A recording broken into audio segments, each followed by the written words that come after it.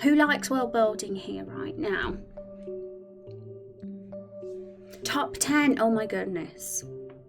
Asriel is number 5. You're in the top 5. Are you proud? Slowly creeping up that top 10. What's your aim? What position are you aiming to get? Love it. Yeah, world building. So last week we did start making a list so that we didn't have a complete blank when it comes to what we're going to start on. And we all together we sat and talked about what could be cool things to potentially discuss. Particularly keeping relevant to roots and rumours is a goal, so that anything that's talked about is something that could benefit the setting and the story of episode 1. Although the bigger picture of world building is really important too, because sometimes you have to start with that before you can do the smaller things. So that's what I think we're going to do today. We're going to focus on some of the bigger things. And then we'll slowly go into the smaller little details and intricate things once we get an idea of things and what things are going to be like. So we'll probably spend a few streams over the next couple of weeks. We'll see how it goes. We'll see how things go. I think these are fun and I can easily get carried away with world building stuff. And we have a lore Bible here, so there's an opportunity to fill it out more. This will get updated, of course, because we have recently given Carol Barrel a glow up, and we'll be giving the others a glow up. But we'll have to make do with the old graphics for now. But eventually, it will get an overhaul. World building, huzzah. My goal is to disconnect Rex's internet every time your stream is on and overtake him. Wahaha. Well, you never know. Anything's possible, that's real. But I think you definitely could get that 3rd place with the way things are going. I believe in you. Hi Vandalay, how you doing? Good to see you. I sent you a message, Van, by the way, just so you know. I know you don't get notified, so I'm reminding you. Okay, so I've bolded the things that are the things we're more likely going to discuss first and focus on now. But so we got the calendar here, so let's make that a pretty colour so we know that we're going to talk about that one. But that one could easily flow into other things. I can because here's the Lakefall and Everbloom Forest specific world building things. I think the calendar will really help us get some ideas for festivals and holidays. So we'll colour that one in as well, which is a really cool thing for Lakefall and Everbloom Forest. We know from one of Carol's flashbacks, which we have written a sort of outline of, that there's a festival happening in Lakefall, but we don't know what the festival is at this point in time. It's all very vague, but it'll be nice to think a bit about that. Whimsical, fantastical, quirky festival ideas that make the world seem enjoyable and different to Earth would be cool. And of course, coming up with the calendar will help us get a timeline and a better idea of that, because it's hard to even build a timeline in history when you don't have what do you call it, like when we know when time was first calculated from example, the event where time is measured by, like on planet Earth, it's Jesus, isn't it? 2020, and the 0 point in time was after that. So obviously the world of Raindrop Chronicles will have its own event or something or other that marked the beginning of time. So that'd be another fun thing to think about. And then we sorry about the noise, I'm knocking my desk all the while I do that. And once we sort of have an idea, even if it's quite vague, we can always flesh things like that out over time. We'll know where we are in the present day, we can sort of map out that timeline, and all these little details, although the game itself won't probably see even a big percentage of what we write behind the scenes, it will still find its way in there. Like Nigel's diary, for example, could have the date on it, and there'll be other little things like news clippings and little bits and pieces sprawled about the settlement that would have dates on it, and at the moment we just have question mark as the date, because we haven't made a calendar yet. We don't know what the days of the week are called, or what the months are called, or even what year we're in. So it's going to be cool to plan that one. Is there any other things here that could flow into calendar?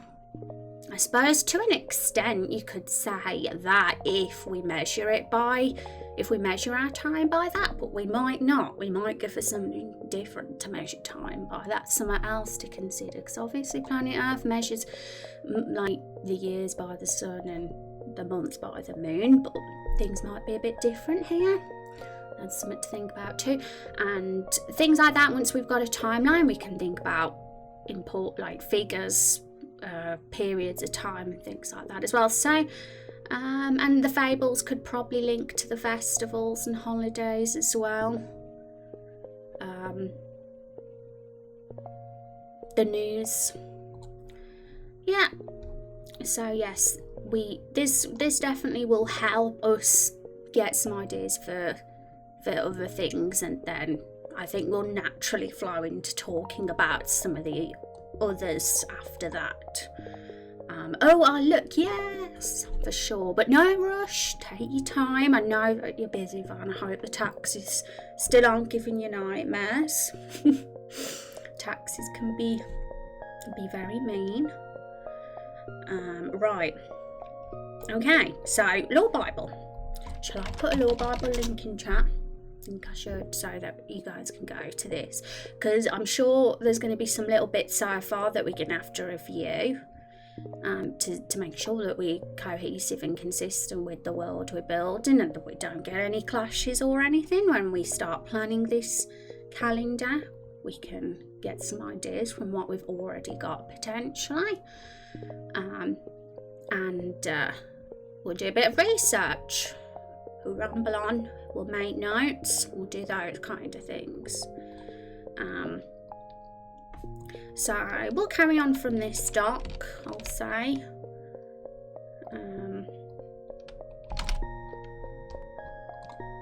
We'll start a new page.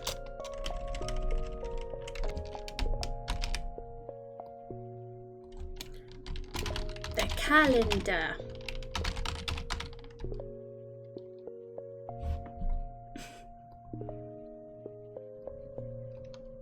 Woo! Yeah, they are finally over. That's good. I'm glad to hear that. So now you can finally chill and relax. That's what we want. Okay, so the purpose of the calendar relay is so that it will help give a sort of unique flavour to the setting. It will help inspire ideas for events and holidays. And it's fun, and games are an escape. Well, fantasy games are an escape. I see them as that. So it's cool to like have little bits of flavour that are different from planet Earth, and that includes a calendar. And now I think that it's cool to keep it simple and familiarity. I can't say that word. Familiarity is important as well. So that things don't get confusing. So a lot of mediums and stories and that keep reasonably close to the Gregorian calendar, which is our planet Earth calendar. But they just add a unique twist here and there, whether it's changing the names of the months, having an extra day in the week, having a few little bits and pieces that are a little bit different to how time is measured, but mostly keeping it the same, or the main things the same is of course. We're probably not going to go completely wild with this, but it just gives us an opportunity to be a bit unique and to add a bit of whimsical fun to the setting and the world. So I'm excited. Okay, I answered your message. Awesome. I might have a peek in a minute. In fact, I will, because it's probably going to be relevant to what we're about to do. So it's just thinking about what to talk about first, because this is such a big subject, but we'll get there. 1 minute.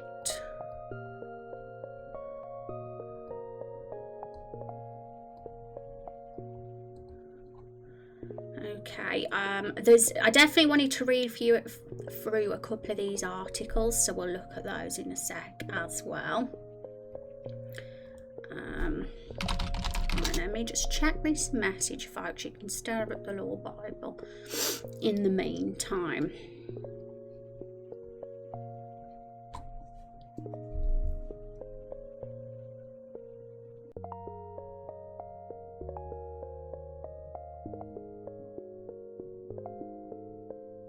Awesome, Van. That's kind of what I had in mind and what I imagined. So I definitely wanted to confirm it, considering you were the one that sort of came up with that idea. But yeah, that's awesome, and I think that's really cool. So awesome. Now, so I'm going to just get up a couple of tabs. We've got the What Are Stars tab. We have there's not many articles we've got that just yet, so there's not too much law that we have to read up on to make sure that everything's consistent, but these are probably the main things so far that have been set in stone. Particularly the stars, I think, is an important one here, because there's been a bit of conversation between the barrels about the stars, and stars are very, very, important when it comes to, traditionally they're used to measure time, astronomical bodies and that, the sun, etc. So whether we go for this route, whether we use space to measure time for our calendar is a question mark. We could be a bit more out there if we wanted and do something different altogether, like magic or something else to measure time if we wanted to. But that's just what we can brainstorm, like all the thoughts and things like that as well. So I'm going to get the main things that we're probably going to come up with as ideas down to the first one.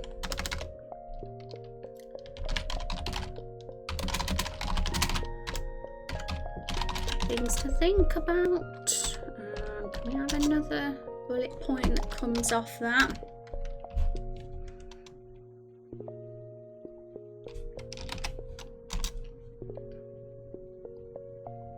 There we go. Had to think about how that works. Yeah, it's a bit of you got to get your brain into gear. I did as well, and I thought about it as well. So the easiest thing and the most fun is probably month names. We could always keep it as January, February, March, April, May, but that's dead boring, right? I think so. I think it'd be cool if we went for something like Elder Scrolls do, where we give the month names more pretty names, like Frostfall for October, for example. We won't copy Elder Scrolls, but I'm definitely inspired by the pretty sounding exotic month names.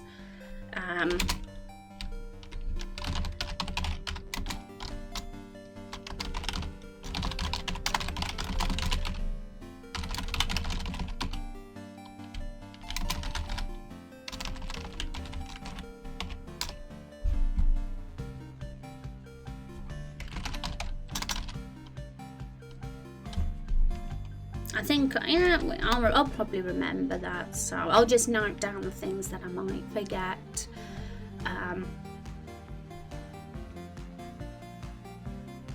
Holiday ideas. Holiday festival ideas. And some of the more complicated things are, yeah, how do we measure time? How do we sort of recognise months, etc.? And the other thing is, when was time calculated from?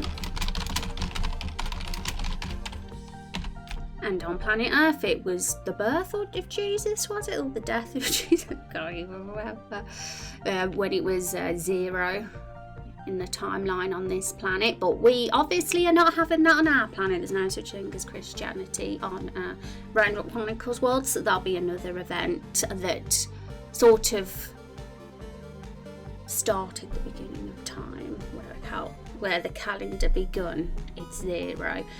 And whether it be AD or BD, like, you know, BC, AD is what we call it here. We might use different letters for this too. We can be creative about it, right? Oh no, we're messing things up already. AC for the game after Carol. Oh my goodness, yes. And, you know, for the player's mind, it would definitely be that, because Carol will make an impact on him, right? Okay, so I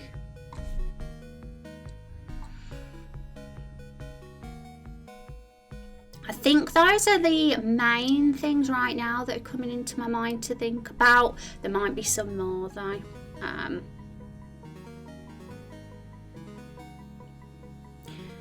Yeah.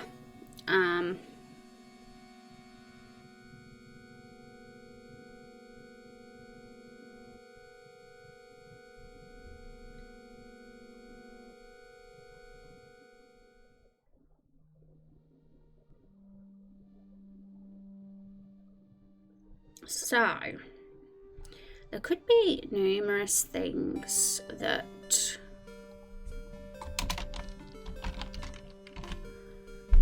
thinking about that, the time calculated one, I'll just put in a few ideas for that.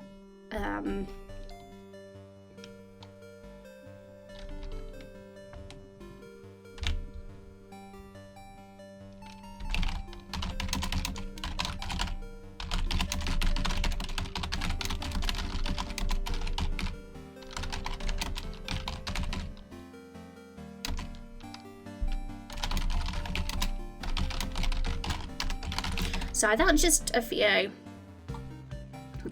It could be since a historical event, since a great tragedy happened, or since the world was created. We can do whatever we want. We can do whatever we want. And to this one, how do we measure time one? Obviously it's like solar and lunar on planet Earth, the sun and the moon. We don't have to be restricted to that, obviously, and there was something I saw that means that we might not be able to be here that's here. Let's just read through this.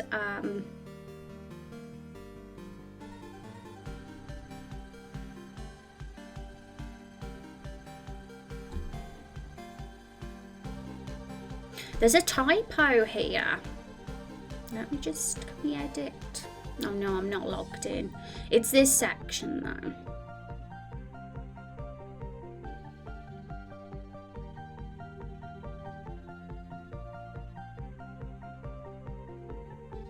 Even though there's a typo in that sentence, we can always correct it. And this is interesting too. So, this is probably going to completely change the font here. So we'll just paste that there and rewrite it.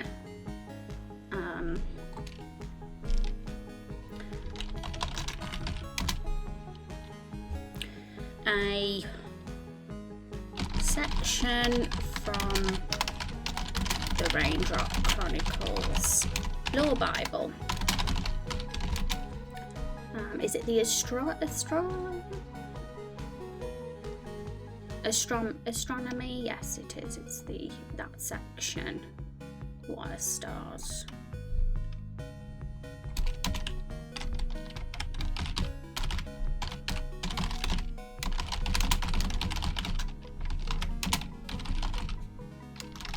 A section from the Raindrop Chronicles or the Bible, astronomy, what are stars, says now, like, these tales are interesting because of course they don't have to be the literal truth. It could be some made up thing someone like just said as a fairy tale or a story, right? But this is an interesting thing that I think is something that needs to be thought about, so I don't want to forget. So we'll put it down. For the holidays and festivals, the obvious ones that spring to mind are harvest festivals and founding festivals, awesome as real. So what I am going to do, considering you've mentioned that and we don't want to forget, we'll put harvest festival and founding festival. If anyone has any more, feel free to say, especially, you know, if it's very setting wise, it gives off like Fallen Ever Bloom Forest feels and vibes, which, as we know, it's very foresty, like it's very humble way of life there. So I definitely could see festivals like that fitting with Lakefall. So that's awesome. Looks like a word is missing from that sentencing. Great, it is. There's definitely a typo there, so we'll rewrite it how it should be written, and then I'll make sure to correct it in the Law Bible later. How could I? So let's rewrite again. Says the moon betrayed the sun, cast away from the sun and cursed to never. Now I think it's C. I assume it's that, because cast away from the sun and cursed to never the sun again makes no sense. So I'm assuming it's and cursed to never see the sun again is what that is meant to be. So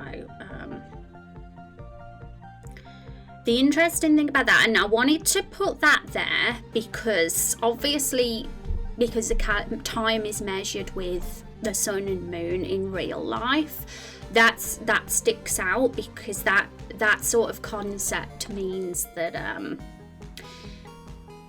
you know, it's not as simple. If we want to take this literally as more than just a fairy tale and the reality how things are, which I'm very intrigued by, I think that Hi Matt, how you doing? It's so good to see you.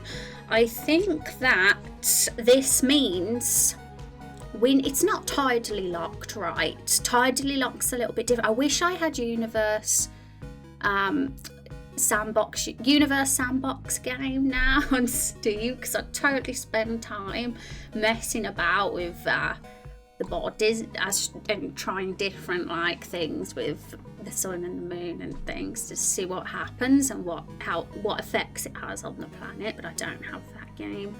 Boo!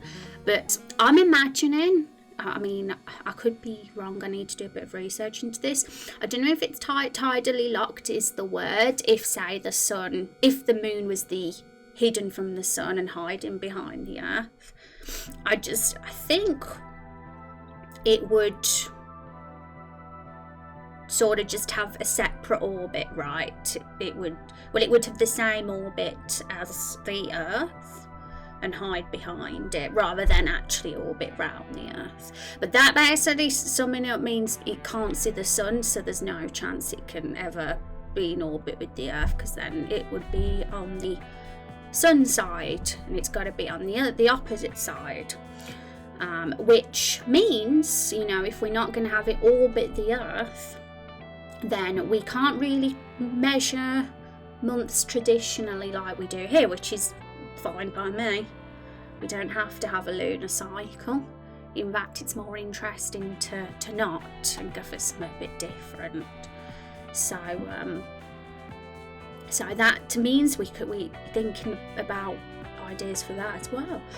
Well, none of the science has to be the same as ours. Yeah, and why would we want it to be anyway? It's a fantasy story. We can get creative here and think of something different that they're doing. I think it's with something like this calendar, it's getting a balance between familiarity and like some whimsical fantasy stuff, because familiarity is good so that the audience isn't completely taken out of it and getting confused, but having a bit of a difference makes it a fun escapism and more whimsical. Pardon me. Well, how about a calendar following the sun cycles? That's true as well. We could go completely solar with our calendar and have absolutely nothing about lunar related to it at all, because traditionally that's how we measure years, isn't it? Our orbit once around the sun. The only thing that is measured with the moon traditionally are the months, which obviously wouldn't be a thing if we're having a solar system where the moon is never in view of the sun in this world.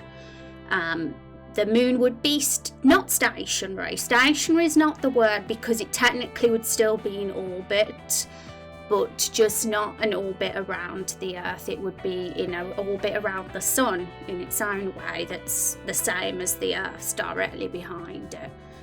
So that's how I imagine anyway, which I don't think would change things up too much with the real world to what it is in this world. I think the only difference would be, as far as I'm aware, is that obviously we wouldn't have the monthly moon cycles, and the moon would act the same as the sun. You'd see it at night time just like you see the sun in the daytime, because the Earth would spin on its axis, and it would be very, I think it actually simplifies things, really, I think, which is good. Simplicity helps rather than getting all confused.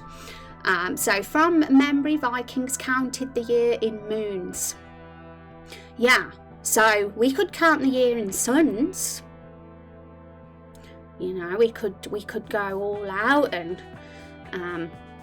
like even people's ages. That's something to consider too. Like on our planet, they're 20 years old. You could say they're something else. You know, we could make it sound more exotic and whimsical. I like that. I love that word, whimsical. It's my favourite word now. But I think that word describes Raindrop Chronicles as well. So yeah. But yes. We don't have to have something boring like, oh, they're 20 years old. It could be something exotic like, let me think. Another one is, they're 20 summers old, but that's just the same as years, really.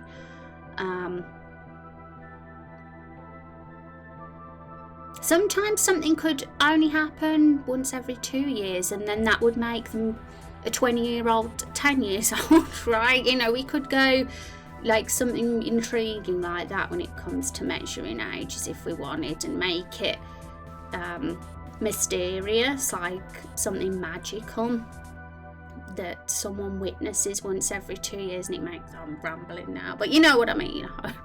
We don't have to go for the same boring way the Earth is it. 20 cycles and 40 harvests, yeah. And maybe different times of the year the sun is a little different colour. Like maybe in the summer it is more reddish tone. Yeah, red giant. Well, not quite.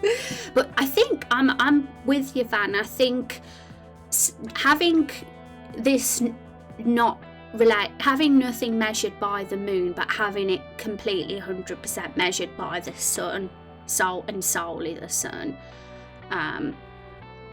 And making that the focus of how we measure time.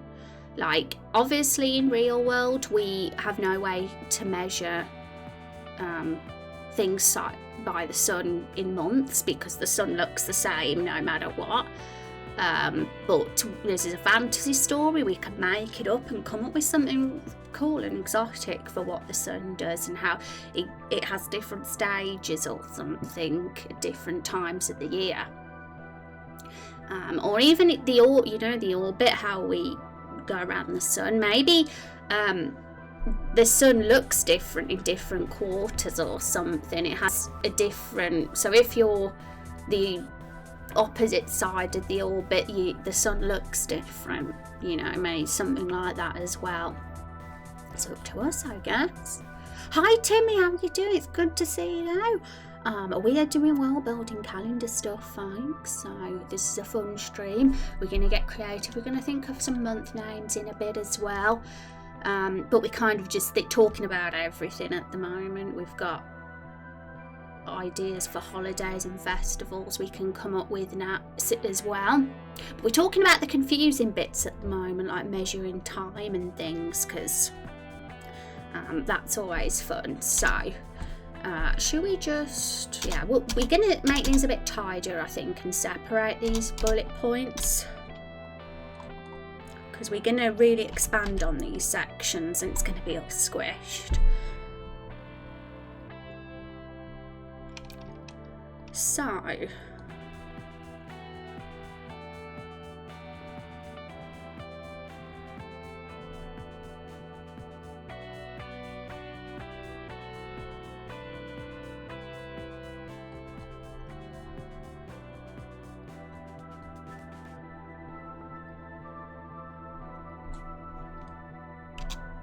we'll make these bold. We'll see these as a sort of heading.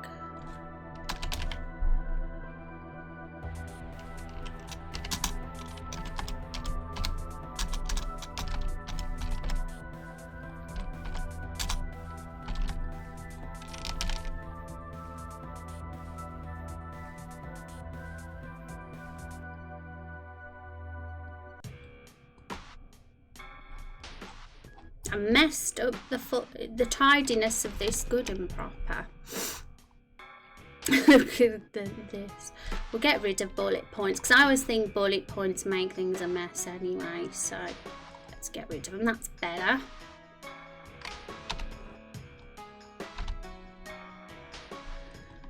Okay, and this bit.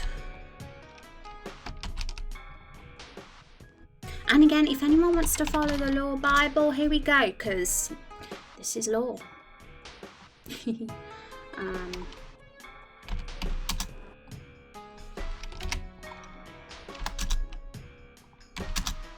Right, so it's going to be tidier if we separate this a bit, because we are going to really fill out these sections. Therefore,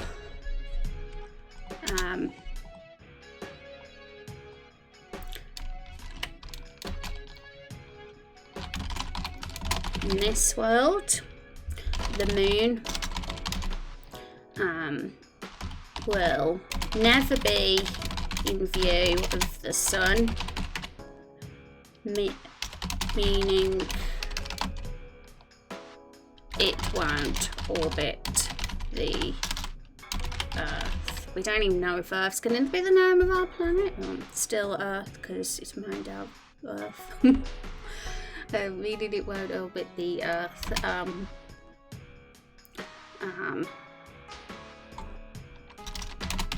won't have months.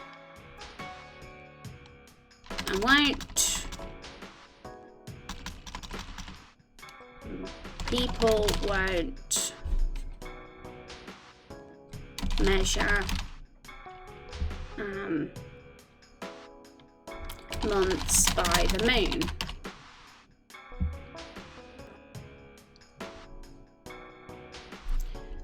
We could measure months by the sun instead. And what did Van say? So let's get that in.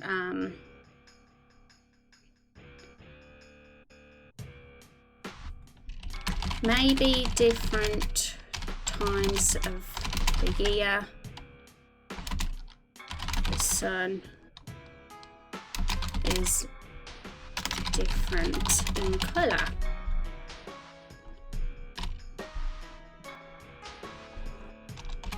I think that's pretty fun, like thinking of different visual sort of phases it could go for fun. It's like really, really interesting, so I like that.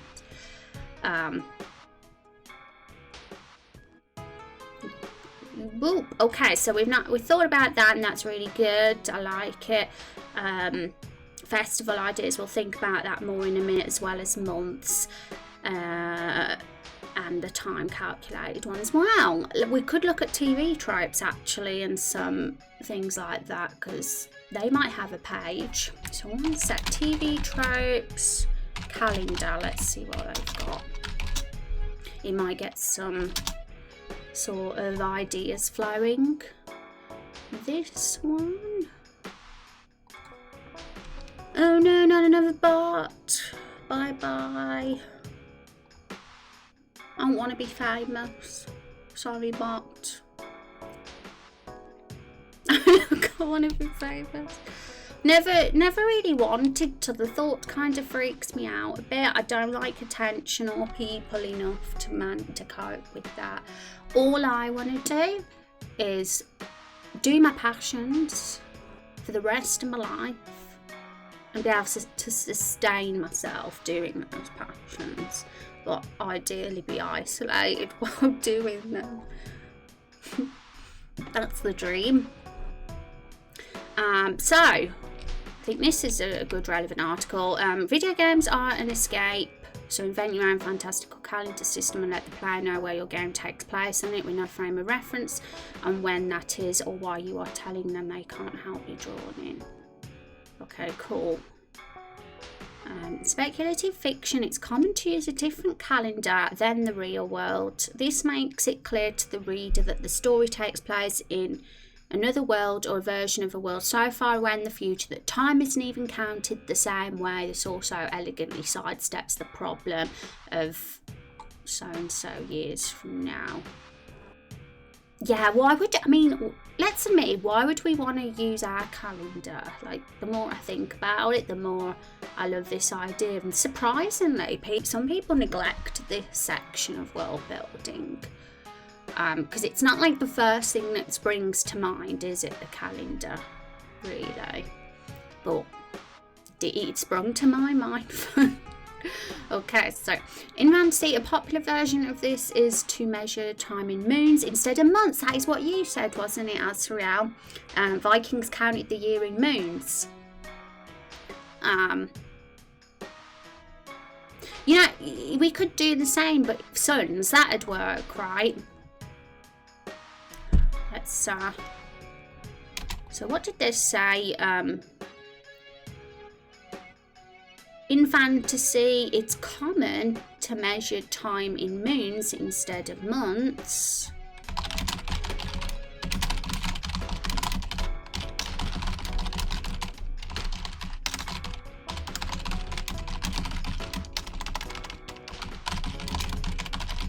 Maybe in Raindrop Chronicles we could measure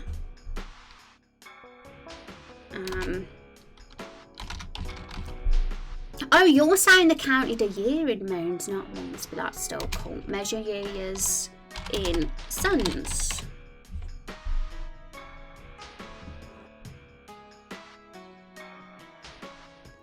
Because one sun, right, one orbit around the sun could count as, in their eyes, as one sun.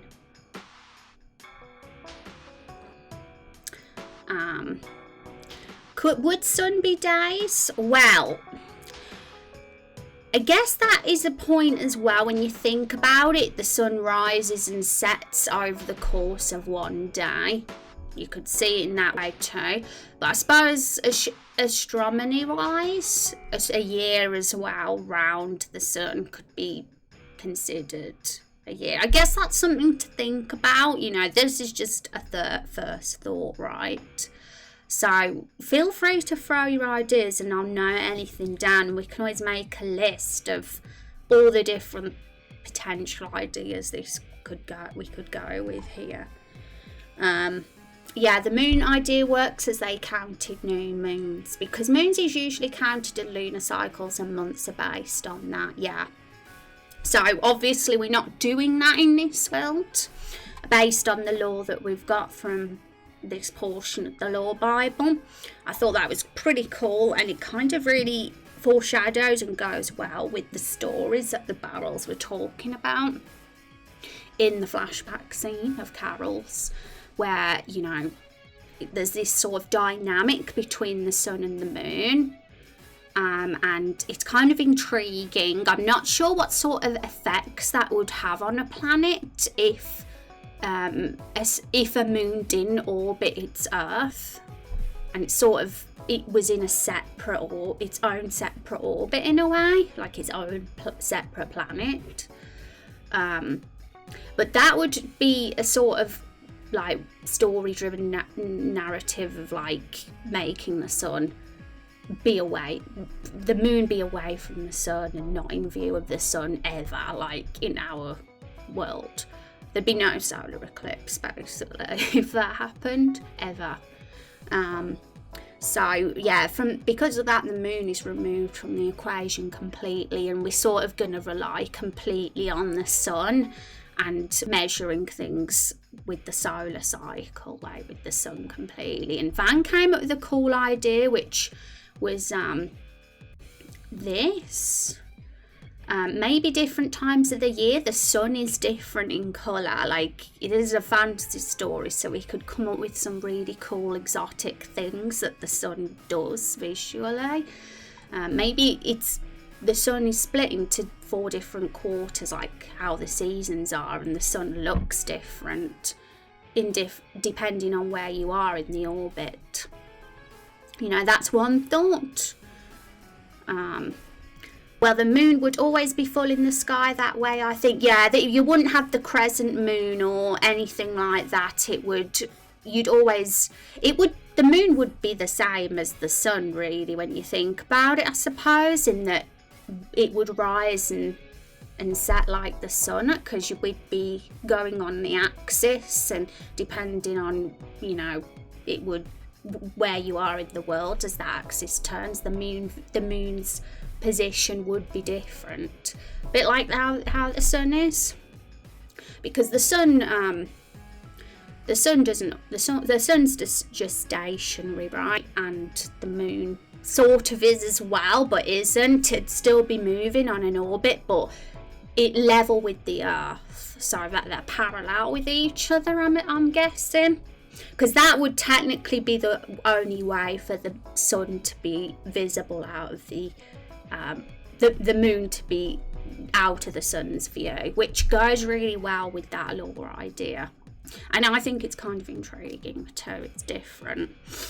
And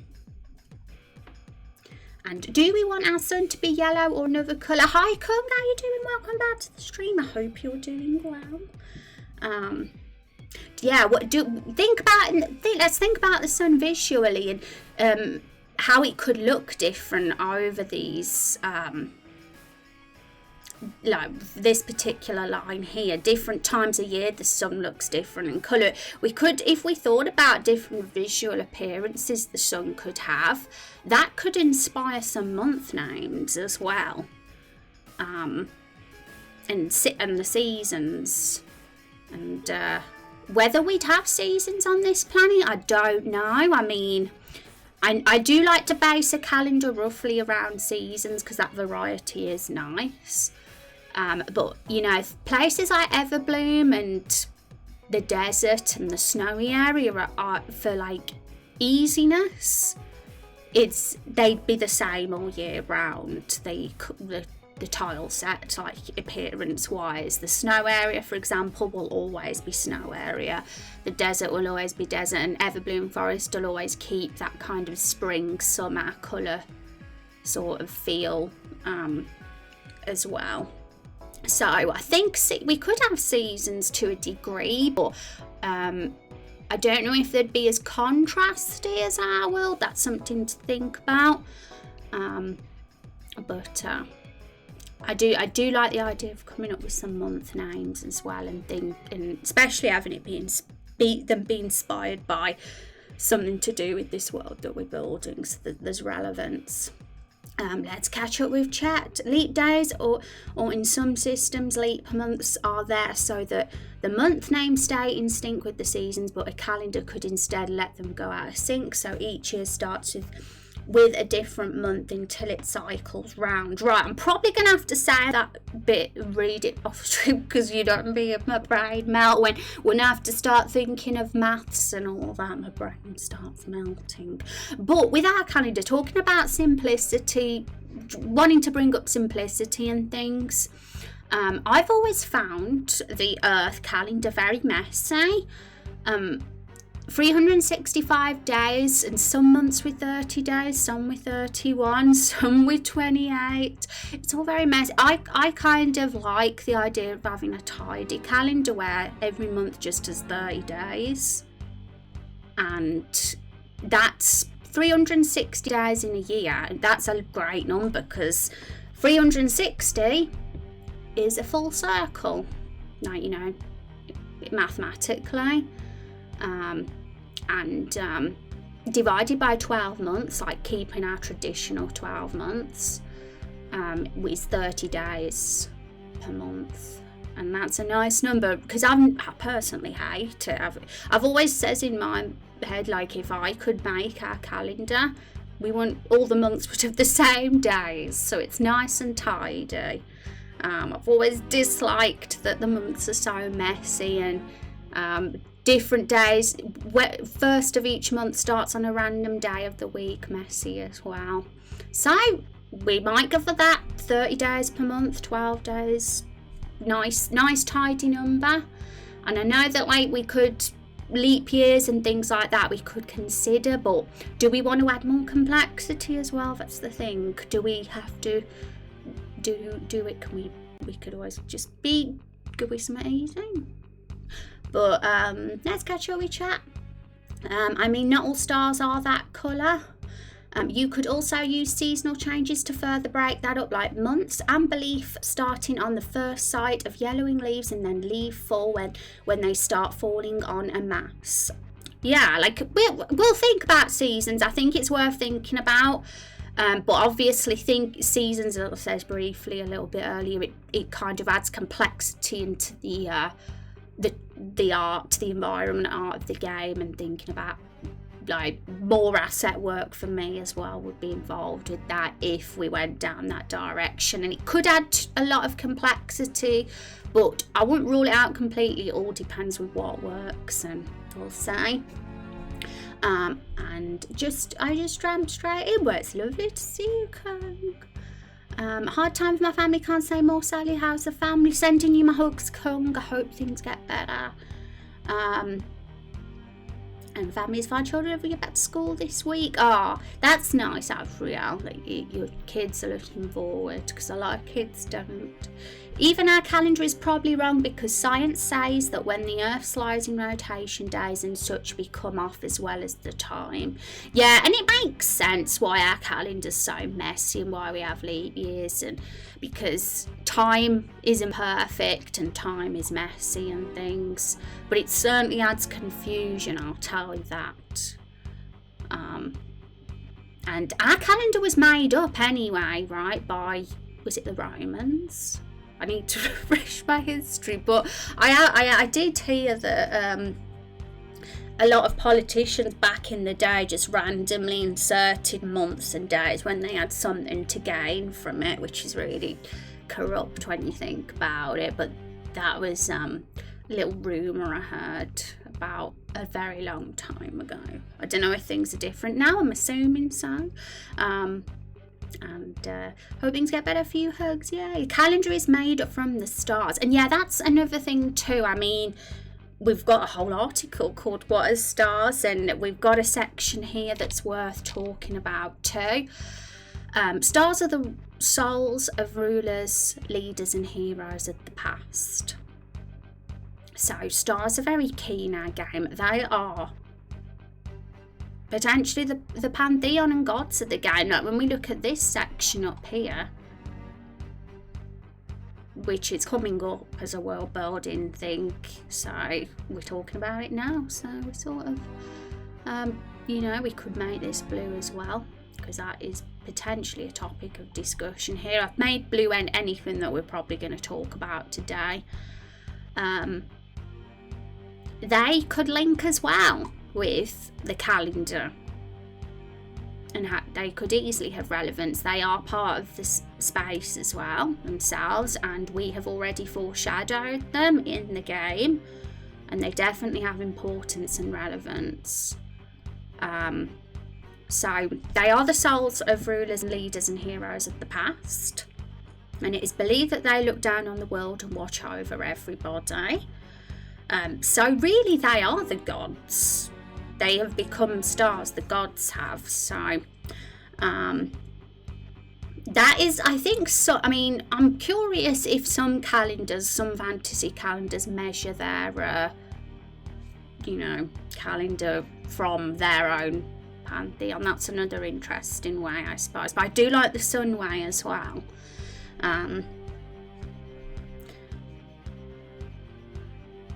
Party pooper, just nice to think about something else and be with friends. You know, party pooper at all, come, don't you worry, we're just happy to have you here. Or used to be followed from certain stars, but they are starting to fade, so things were confusing for people, so they started a sun calendar. Oh, yeah, that's a good point. Good job you mentioned that. Good job, Van's a nerd for our lore, because that actually slipped my mind, but I would have read it here anyway in the next paragraph. But that is so important. In the past, the stars have changed, and that the fact that they changed would have probably made it okay as a way to measure time, like the time when the stars changed. But now they've remained the same, so of course, because it's not consistent, that makes measuring time impossible with the stars, because it's the same now. So it makes sense that since this, they'd measure time a different way as well. That works too. Is there any other key details here? But, at minimum, like even if we don't make the stars part of the calendar in regards to how time's measured, at minimum, they're going to be like very key in regards to the gods and pantheon of this world anyway, which is a big deal in itself. They're all the historical figures, basically. All these historical figures that we're going to come up with in one of the streams, the historical and important figures of the past, they're basically these what Hank says in the flashback. In France, they tried to change the calendar at one point to 10 months, 10 days a week and 10 hours a day, if I remember correctly. That's so lovely and tidy, when you think about it. It's 10 months, 10 days and 10 hours in a day. Now, the 10 hours in a day, I'm not 100% sure if I'm into that, because that just feels like a super fast day that would be over in no time. Things like seconds, minutes and hours, I like to keep. I think it's probably smarter to keep them the same as Earth, for simplicity's sake. But I like the idea of changing the day or month numbers potentially. At minimum, getting rid of the messiness anyway. Keeping it all nice, even number. 10 days in a week. And 10. I'm curious how many days in a year that would be. I can't think right now. My brain's blank. But I do like the idea of 360 days in a year, rather than 365, just because 360 is a circle, a full circle when measured with maths, right? And considering we're going with the sun as our measurement unit, it just feels right. and nicer and tidy. I must admit I do like the number 10. And just checked, it was in 1793 they decimalised time, so 100 minutes an hour, 10 hours a day. It was unpopular because the conversation was awkward. It was technically the same length of time. I think 10 hours would just make the hours longer. Yeah, they might do then, because they'd have to, I suppose, because the days would feel super short. Remember this because we did a writing prompt on it with a character that had been unaware of the change and as a result was very confused. Yeah, it makes you curious if our calendar ever will change one day. It's been so built into society now. The stupidest thing that our calendar does is change the clocks back and forward every year. That's the silliest thing. Okay, so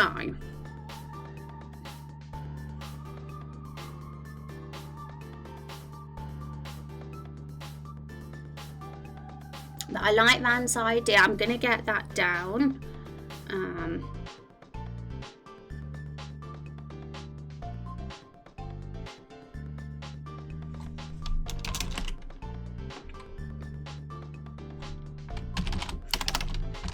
And I'm going to put maybe at the start of most sentences because a lot of it is a question mark at this point in time, but it's definitely thoughts that could work. So maybe the calendar used to be made from stars.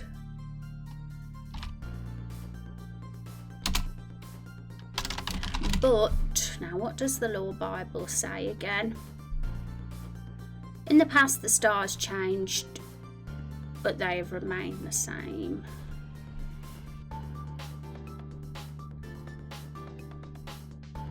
But now they remain the same.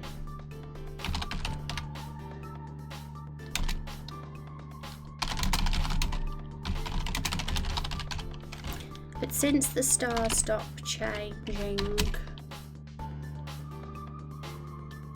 people got confused and started a sun calendar to keep things straight.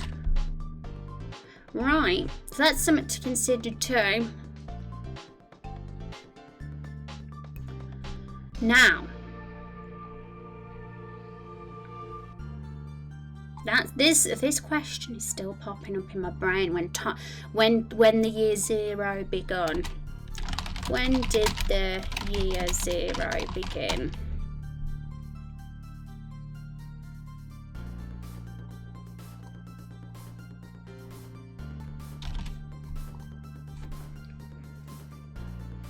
So obviously it's not the birth of Jesus here in this world. So I wonder what it's going to be in this world, especially with the lore we've written so far. Could it have been when the stars stopped changing? That could be one. We could make a list of ideas. When the stars stopped changing. That could work as a year zero. And that would also sort of begin the new calendar when the calendar changed as well from the stars to the sun. It's all a bit messy in my head right now, but the thoughts are there, the ideas are there, so that's good, better than nothing. But if anyone has any other thoughts, feel free to say. Even better if it links with this article and what we're sort of building and what we've already foreshadowed.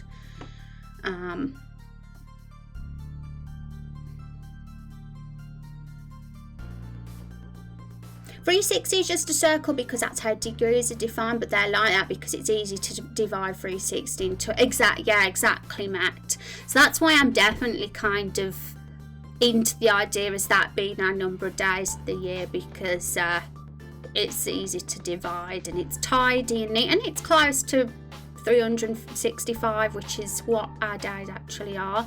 We just get rid of 5 days, which are the messy days that add 31 days in a month anyway, and we can keep it all a nice round even 30 for every month then, right? Good question. And in our worlding calendar there was no year 0. It went from 1 BD to 1 AD. Oh really, did it? And there's me thinking there was actually a year 0. But we can have a year 0 in the new system, and that'll have, yeah, I think we should have a year 0 because it sounds pretty badass. I like it. It just sounds ominous and creates a bit of impact and sounds good and memorable, right? So I like it. We'll stick with it. Typical that our world wouldn't have something that's so cool. When a group of people formed a party, Freemasons, and started to rule the people around them.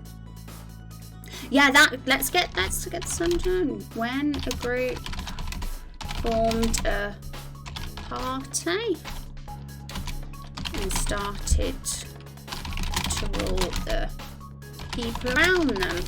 And even like, say if we make a good list of ideas, and we have quite a few interesting ones, we could always use some of these as the idea of why festivals were founded, perhaps.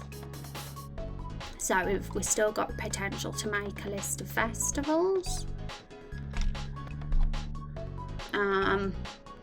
Here's a thought. If the point where stars stop changing is where the calendar began, then history before that goes by ages, not years. Is where the calendar began, then history before that goes by ages, not years. Okay, that's interesting. So, I mean, we're potentially calling years suns right now in the present day.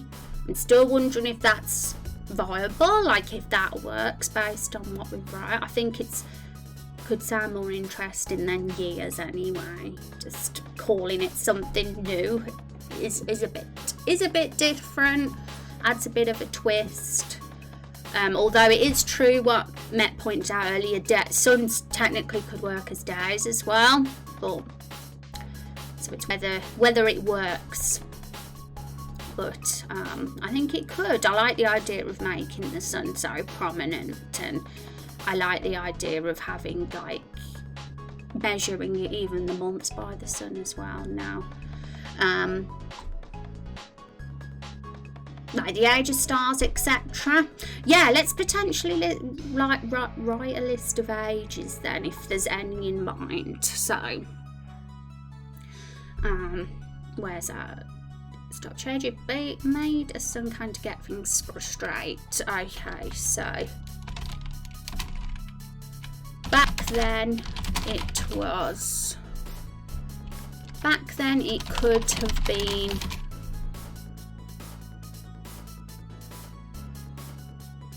could have gone by ages, not years, e.g. age of stars. Yeah, we'll have to think a bit more in depth about that as well. And how time exactly would have been sort of measured. I suppose they'd just look in the sky and see when it changed. I suppose maybe. It's hard to kind of grasp because it's so far from how our world is, because that's not what happens on planet Earth, but it's fun, it's interesting. And all year after the big war.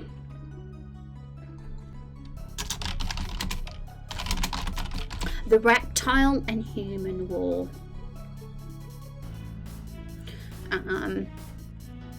When some ancient giant calendar clock was first built.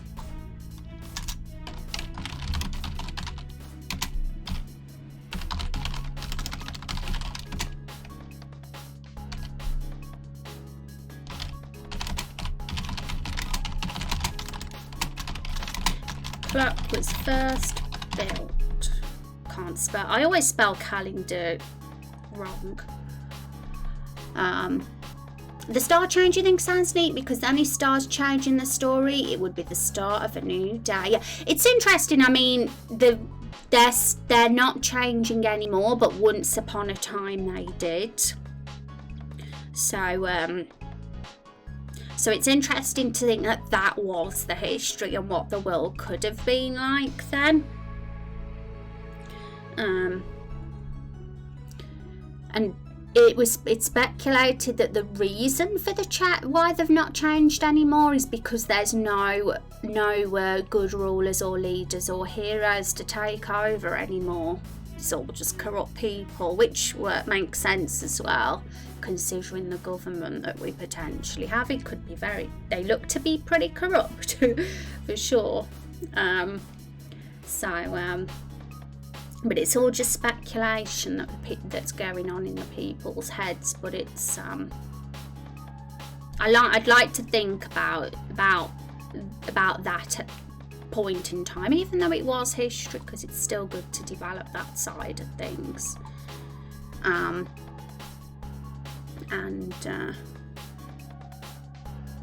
Start of a new day. So yeah, the stars technically could have signified the start of a new day, but would they have changed that often? That's the question.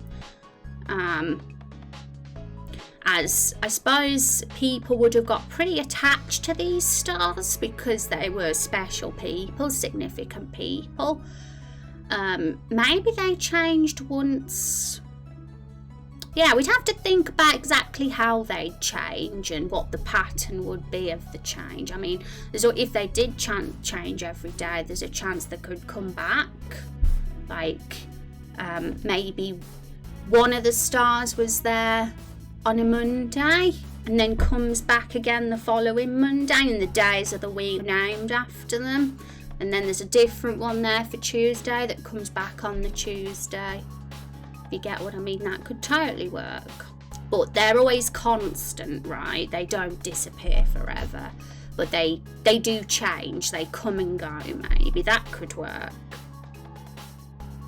Or even monthly. Could have been done monthly, where the same star's there is there in January, and then another one in Feb, but then it comes back the next January.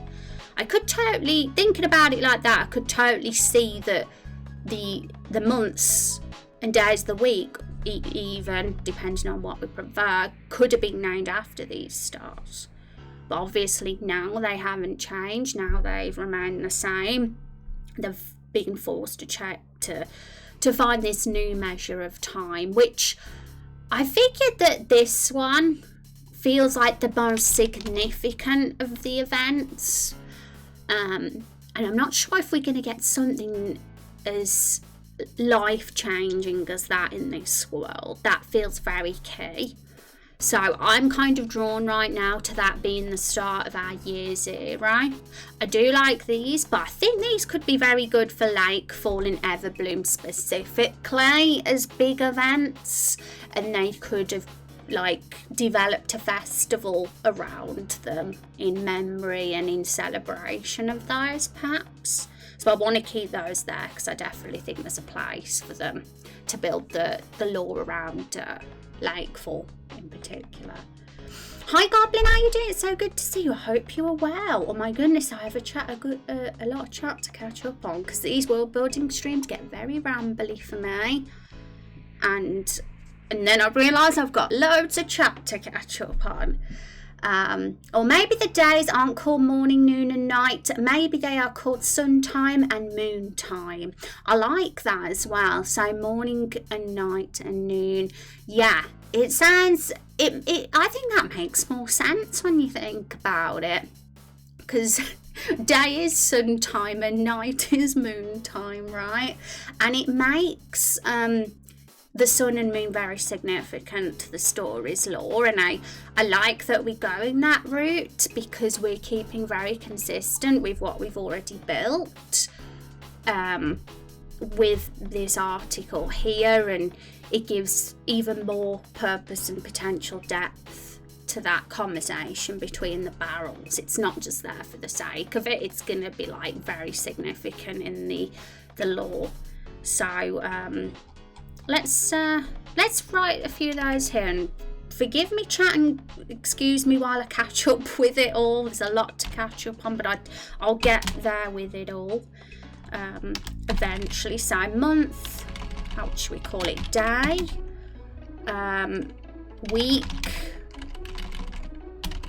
and month names. Name ideas. So the days.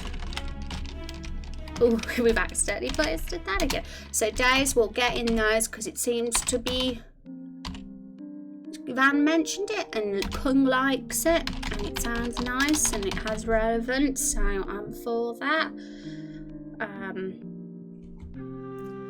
And Master Emerald says, oh, if we are using colour changing suns, people could give their age by the colour and number of times that colour has come round. Sort of like a more detailed way of saying when they were born, like 23 blue suns. That sounds so exotic. I love it. I'm going to have to read what Master Emerald says again so I can properly take it in, but I like the sound of it. I'm actually going to go back and read that when I've caught up with chat so I can properly take it in. Maybe sun time and start time, since the moon is sometimes out during the day.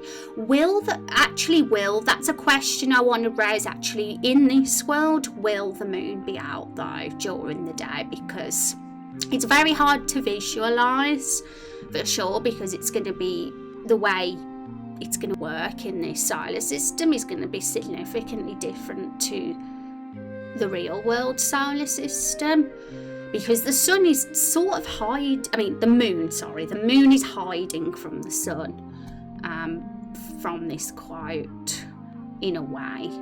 They're like, it's purposely never in view of the sun, so it only remains visible during the night part of the day, right? And so it's kind of simplified. It's the moon in our world is actually quite confusing with all the different cycles and the crescent moon and all the different times of moons you get, because it's quite complex how our moon works with how because our moon's actually tidally locked, isn't it? But it's very confusing even after getting my head around it. So this idea that we've got here is actually even more simplified than the real world one. Hi, Abiscal, thank you so much for coming along and for the raid. I'm going to give you a shout out, and I have a lot of chat to catch up on. You guys have probably said all sorts, and I'm way behind with my ideas because I'm rambling on here. How was your stream? How did your stream go? Feel free to tell us what you was up to. And we could also have a big prophet like Jesus, but being different. Yeah, for sure. We'll definitely have our religious leaders.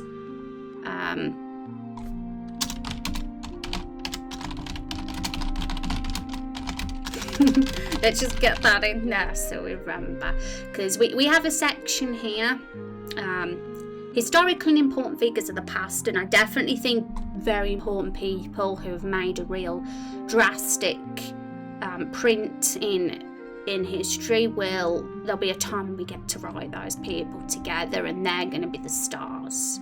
So anyone that is a very important person will be considered a star, and the old measurement of time, which we've got here. Where is it? We've got so much written here. This, when the calendar was made from stars, I'm kind of keen on making the months be named after the people of history or the weeks, but it depends, because we might want to name them after the sun's different things as well. We got to think about it. So much to think about.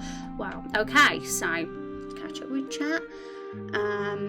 Also, you have to think of another part of this. If the moon was hidden from the sun, then at one point the moon may have rotated around the earth, and it is possible that the calendar followed the moon back then. The tides could have been different. Yeah, so let's read that again so that we can get a full understanding. The moon betrayed the sun, cast away from the sun, and cursed never to see the sun again. So for sure, that makes it seem like once upon a time the moon actually was in a different position and orbit in space, and things changed at a certain point in time. How long back that was, it could have been absolutely aeons ago.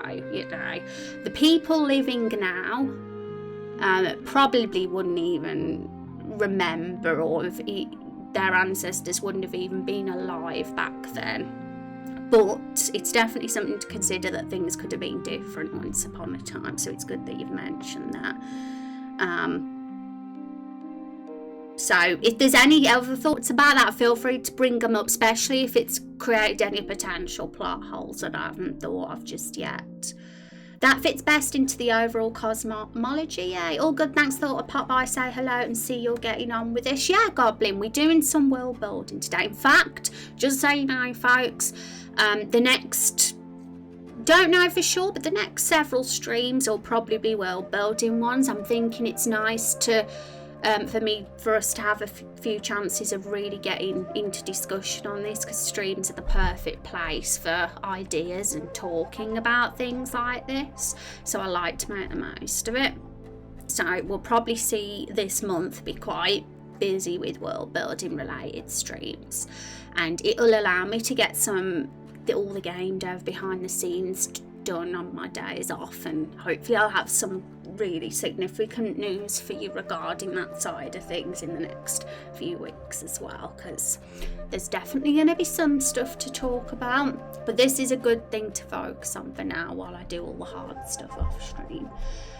Welcome Raiders, yeah, stream was very good, did my tentative first steps in my combat system. Oh, awesome, that's awesome. So you're starting a new game, aren't you? I'm looking forward to seeing more of this one for sure.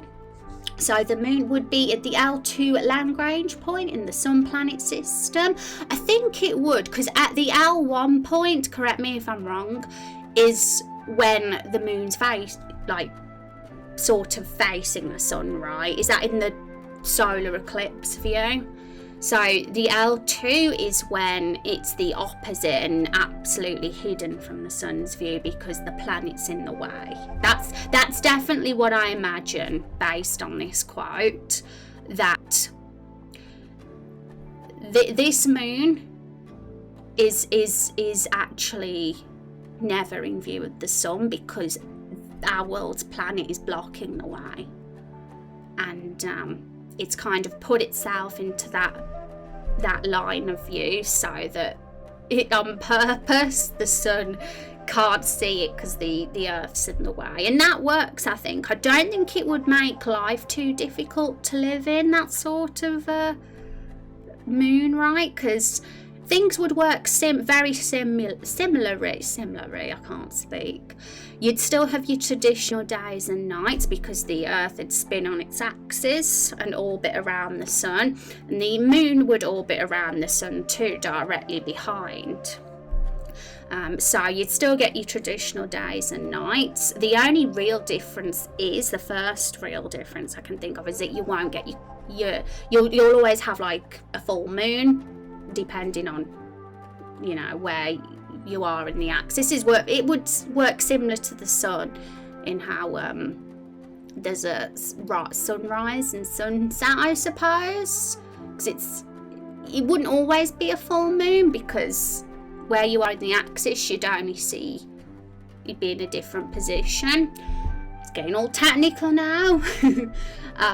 So what about measuring time in seasons? Hold on, what about water clocks? Hi Troll, how are you doing? Nice name. Nice name. So yeah, there's a lot of things to weigh up, and I guess we have to narrow it down eventually, and seasons is a question mark in this world, mainly because I don't want to overload myself with a ton of different visual combination of assets for all the tile sets I still think seasons could easily exist, because I think it's nice to have a calendar that has variety. You know, I think that's cool. But it doesn't have to be a drastic contrast. Some places don't, seasons aren't as prominent in some areas, I suppose. And a bunch of events occurring at the same time as stars freezing might fit like gods throwing in all the miracles they can in as last-ditch effort to have some influence in the face of some disaster that limited their power after that year. Yeah, okay, so what you just said, Matt, I'm going to read again because it's going to be, that sounds quite juicy and like I need to take it in. I'm going to actually copy what Master Emerald said as well about the year thing, because I thought that was interesting too. So I've caught with chat finally now, so now I'm going to read that. I'm actually going to copy what both of you said. Whenever there's something significantly long to read, I need to read it twice because of my brain. Okay. So, a bunch of events occur at the same time as the stars freezing might fit like gods throwing in all the miracles they can in last-ditch effort to have some influence in the face of some disaster that limited their power after that year.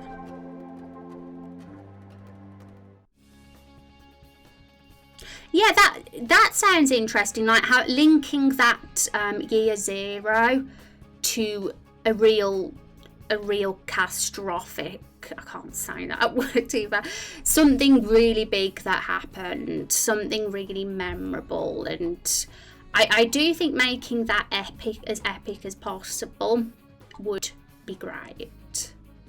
Rather than it just be something anticlimactic and the stars stopped changing, like have something really like a big deal.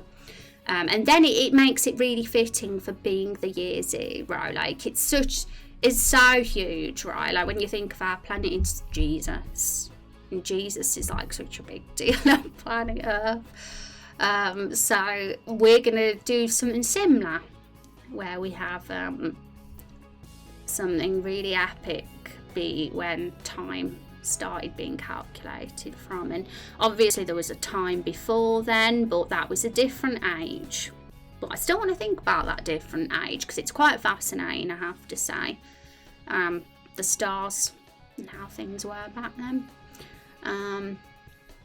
Okay, so let's get that down. Let's get all our thoughts down, and I hope I've not missed anything. I'm still going to look through this VOD after the stream to make sure I've not missed anything important. If there's any plot holes, any thoughts coming to mind about what we've discussed, feel free to say. I want to do a bit of research onto planets that might have this sort of moon position, but I don't know if such a thing exists or if anyone's ever done it in a story before, but it's definitely unique and intriguing, I have to say. Without being too complicated, in my opinion. So now with what Met just said, let's see where we can fit that in. Probably here.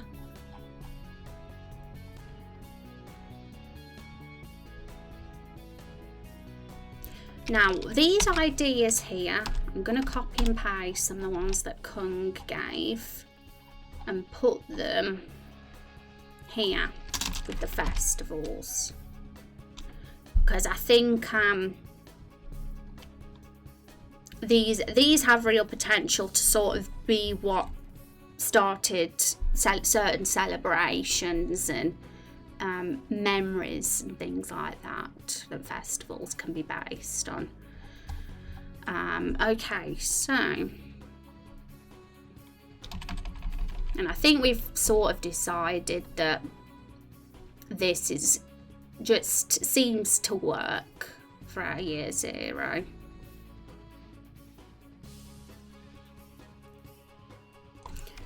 And I'll actually move these up to the festivals as well, because festivals are still super important.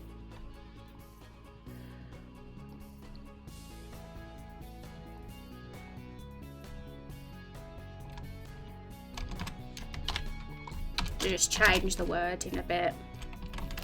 Great tragedies. The world's creation, or not necessarily the world's creation, but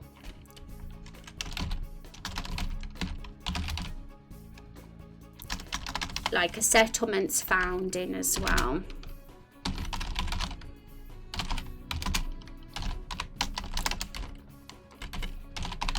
Founding of a settlement. That's another. If anyone else has any thoughts on ideas for festivals, feel free to throw them in as well. I need to tidy that up. It is a bit on the messy side. I need to organise that a bit better. But let's get this information in. So when was time calculated from? When did the year 0 begin? When the stars stopped changing, and we'll put in brackets C.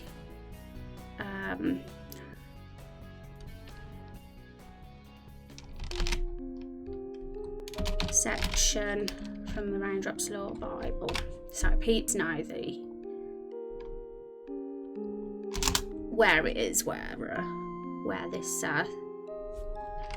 where we got the idea from, so there's some context for you guys. And if you do want to read the Law Bible, it's right there, folks, on that command that I've just put in chat. So if you want to have a nosy, we don't have much. The Law Bible's still definitely not very overwhelming. There's only a handful of articles, but there's still enough juicy information in there to, which has really helped us come up with some ideas for this. What about stupid ways to measure time, like a ridiculous amount of sound clocks, like some old crazy dude who has just a ton of sound clocks? Yeah, like thinking about the actual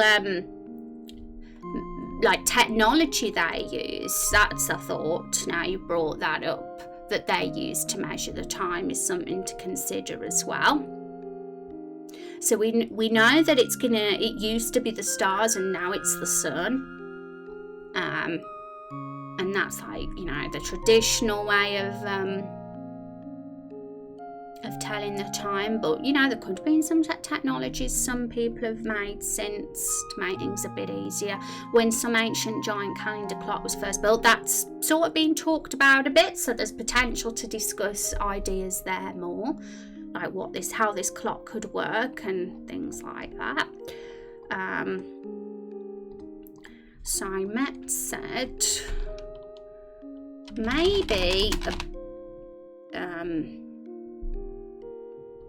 several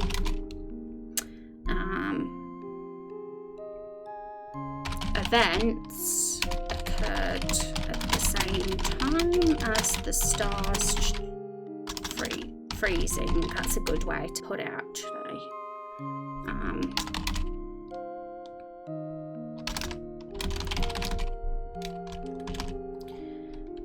Maybe the gods, through in all the miracles they could,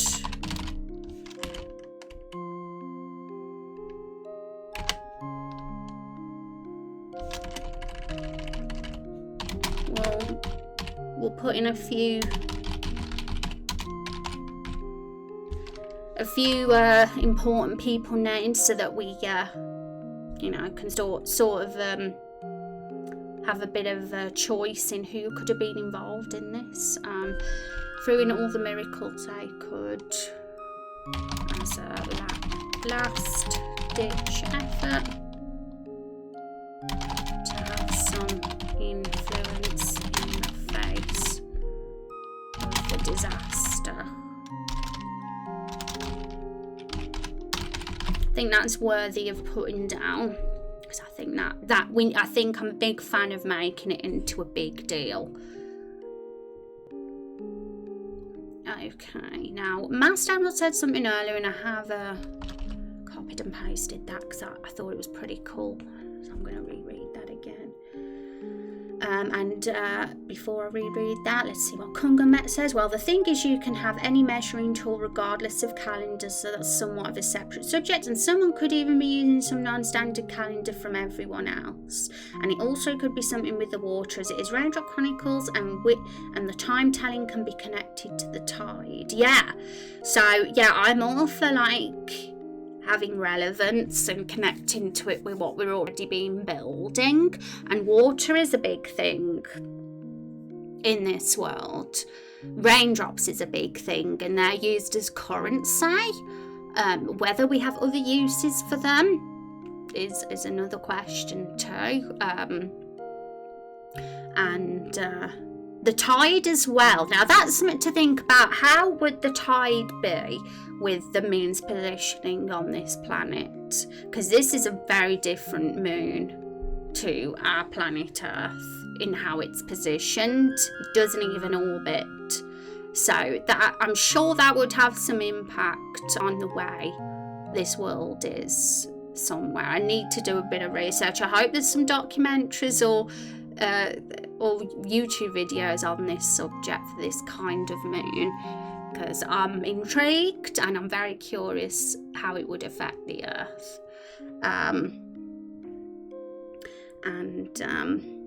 So festivals, what about like taking real life festivals and fitting it into a setting? Like India has a day where they thank dogs for being their friends. If you got unique creatures or animals in the setting, maybe a day or few to celebrate them. That's cute. Thanking dogs for being friends, how sweet. Let's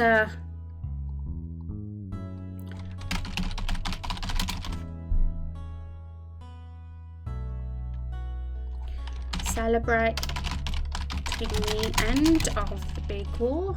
Just making sure these are all written right. And we'll get in Azrael's harvest and founding festival. Ideas that way we can remove them from there, so it's a little bit tidier. And what was just mentioned about thanking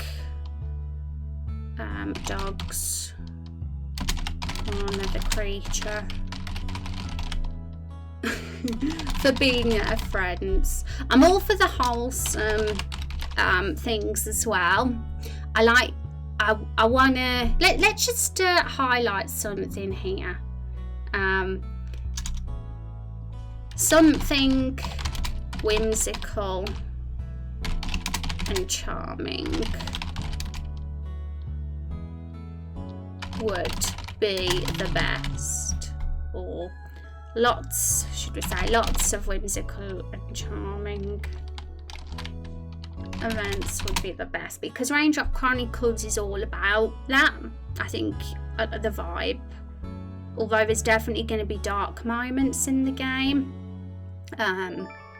for sure there's definitely going to be lots of light-hearted and wholesome and quirky moments as well. I mean, we got a sentient barrel, so that says it all. But Raindrop Chronicles, we're definitely going to have plenty of unique creatures. In fact, one of the world building streams we're going to have is a wildlife stream, and it's going to be an opportunity to create some unique wildlife. And by unique wildlife, probably we'll use traditional creatures like frogs and bunnies and that, but we'll just give them unique names and maybe just make a certain aspect of them unique as well, because I think that'd be cool. Maybe we'd give dogs another name in our world so that they're not dogs. Give them something cute and unique.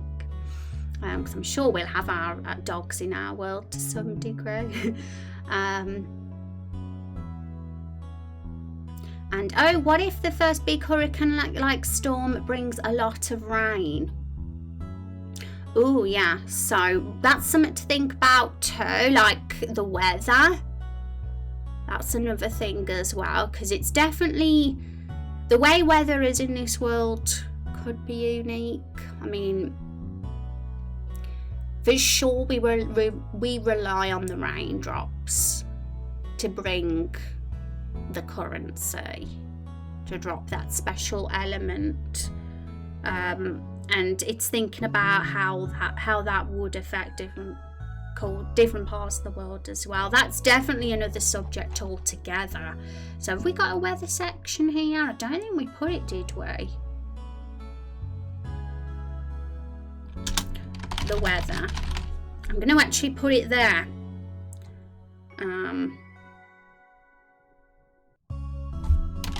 Rain, storms,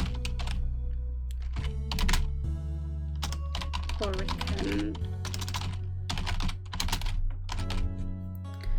That's definitely going to be something to consider. Okay.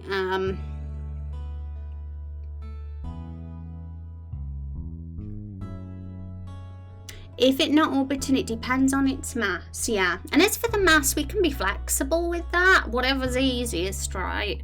And whatever's going to work for the world.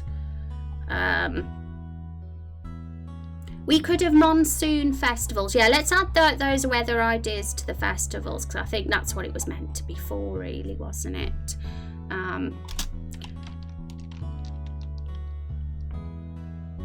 When a storm brings rain. But yeah, I wonder how different the weather would be from our planet, but that's why I've given it its own category, because it's something worth thinking about. It might not be much different, but it could be for all we know.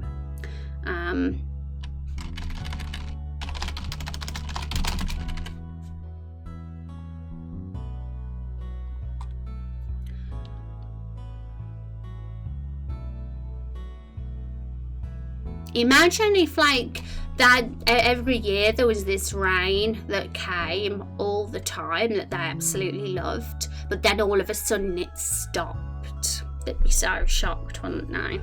And then no more currency. You know, it's bad to rely on the weather to be what brings you what you need, right? In case one day it just stopped.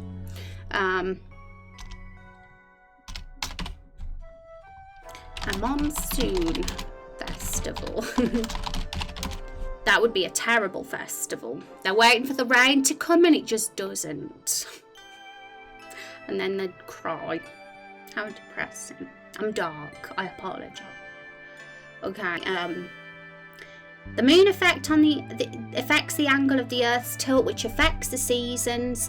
We would either have no seasons or extreme seasons. The moon influences life as we know it on Earth. It influences our oceans, weather, the hours in our days. Without the moon, tides would fall, nights would be darker, seasons would change, length of our days would alter. So that particular paragraph, did you find that anywhere?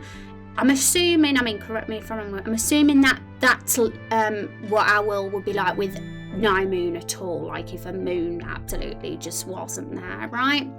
But this moon still definitely is here, it's just not orbiting us, right? So it's kind of thinking how things would be different without the actual orbit of the moon. But it still exists, it's just stationary. But that's actually wrong. It's not stationary. It's moving, but with us on its own separate orbit, parallel to us. So really, it's like its own planet, I suppose now. Just one that's super close to us. I'd say that its distance from us can be the same, just for simplicity. It just doesn't do its little loop round us, and that's for the sake of having our law where the moon refuses to be seen by the sun. It's pretty cool. This moon hates the sun in our game. Yes, Google Scholar, this applies to the moon stopping to orbit, and if it doesn't orbit, it's still affect. Oh right, okay, interesting. I like the idea of having no seasons, so if that means we have to go with no seasons, I'd go for that, simply because I like the idea of having a very diverse map, like a diverse world, like Everbloom Forest is very green and springy feel, and then the next zone is going to be like a more autumn farm in aesthetics. So because of that, because I've got such a I like the idea of having such varied settings. It's just going to be easier that they stay constantly like that, rather than having a summer version of the farm, a winter version of the farm, and because there's going to be a snow place in itself. It is just snow all year round to the further north, so it's a little bit easier to sort of not think too heavy about the seasons. It's definitely easier assets wise anyway. I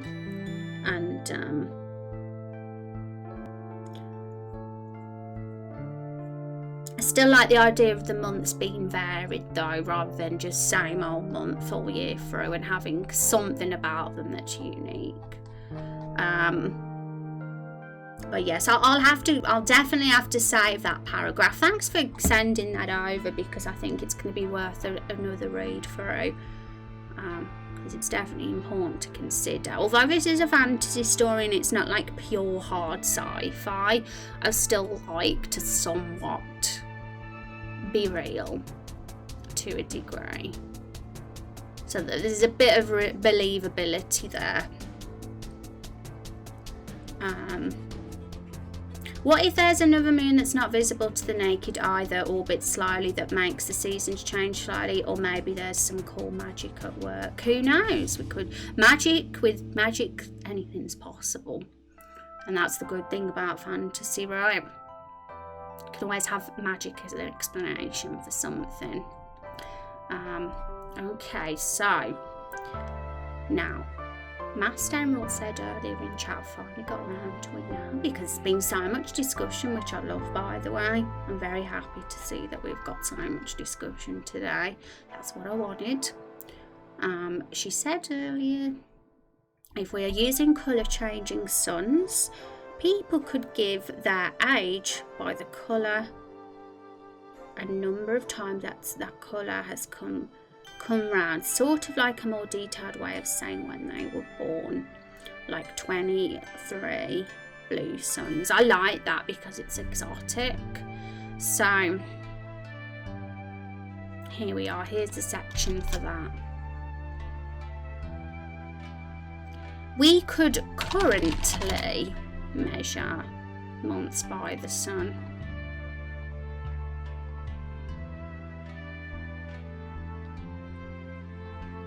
So there's two different periods of time, right, that we're looking at right now. Things were very different here. The calendar was made from the stars back then in another era gone by, and this is the present day measure of time. So, and this is what has provoked us to have this our year zero idea, which is, where has it gone? Where is it hiding? Here it is. Our year zero is when the stars stop changing. So it's still a little bit jumbled in our heads, because there's a bit of complexity to it, but I definitely think it's really fascinating, that's for sure. And once it's all organised, it's going to be cool. So I want to get this down that Master Emerald said, because I like how exotic and cool sounding it sounds. So people's ages could be... Right, let's get this other bit in first. If we have a colour,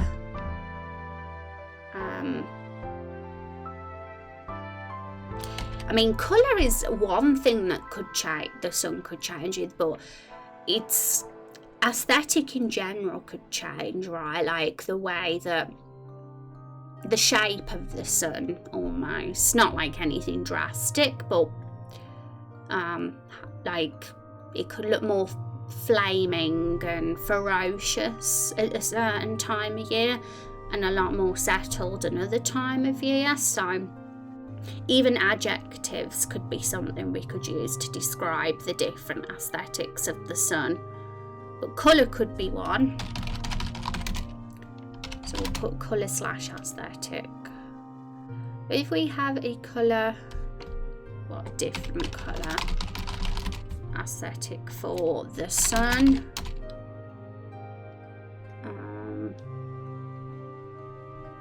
At different times of the year. People's age could be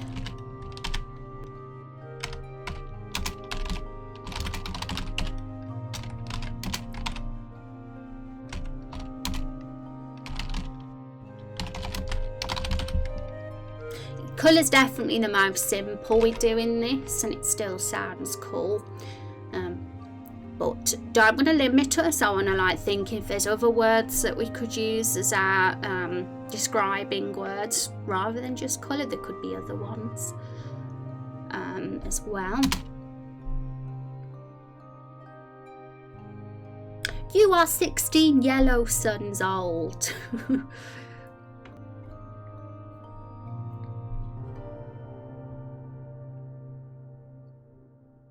Hang on, so I've took this in right, haven't I? I'm going to reread it again.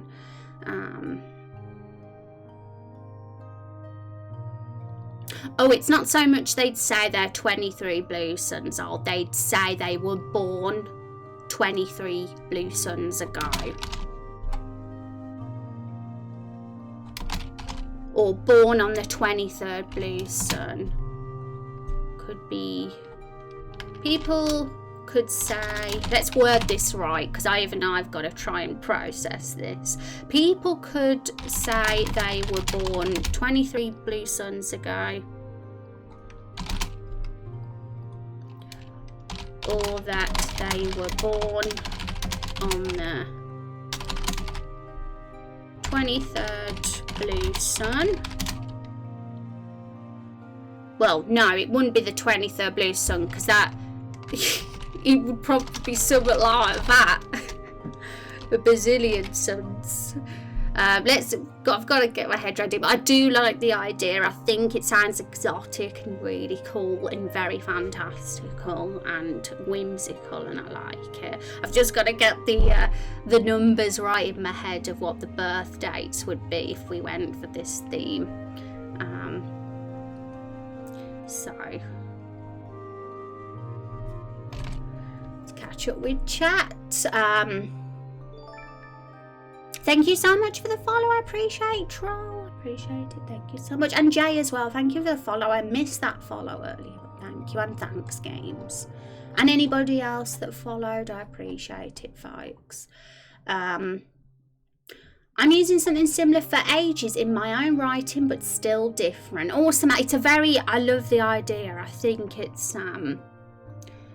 it's very exotic and I'm kind of in love with it. I just want to get the wording correct because technically you got to be careful how you word this because it's flawed. Like if I said I was born on the 23rd blue sun, that's actually false because there's, it was 23 suns ago, not the actual 23rd sun. But I think that term's right. That one I've got there.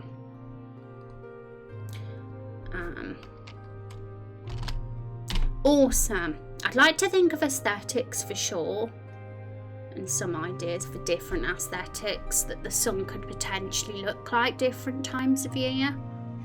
And then we still got what the weeks and years and months could be called and what the year actually is.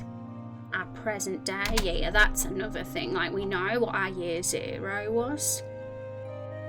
But we don't actually know when the stars stop changing. Now, I'm going to do a thorough read through the Law Bible and all the things and bits and bobs I know so far, so that I get an accurate year for this. I probably can't set in stone the year right now on stream because I'm going to have to do some research to make sure that nothing's going to be a plot hole. Remind myself of a few bits and pieces. I wonder what the letters could be, because we're not going to have after death, are we? Because this doesn't involve the death of a prophet.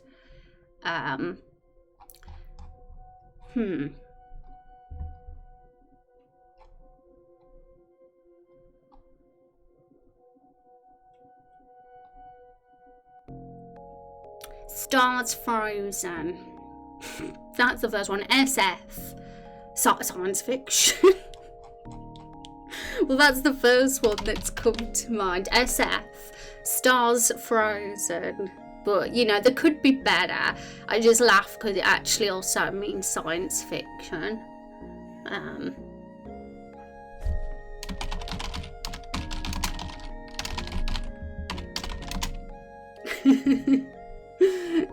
But yeah, we'll say feel free to suggest other ideas.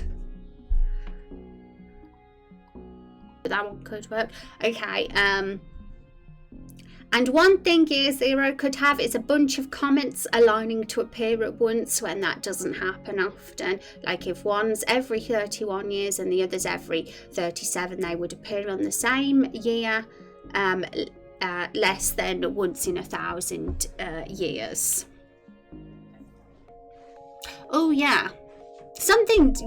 I'm all for like different things happening, different events, so we'll add that as well.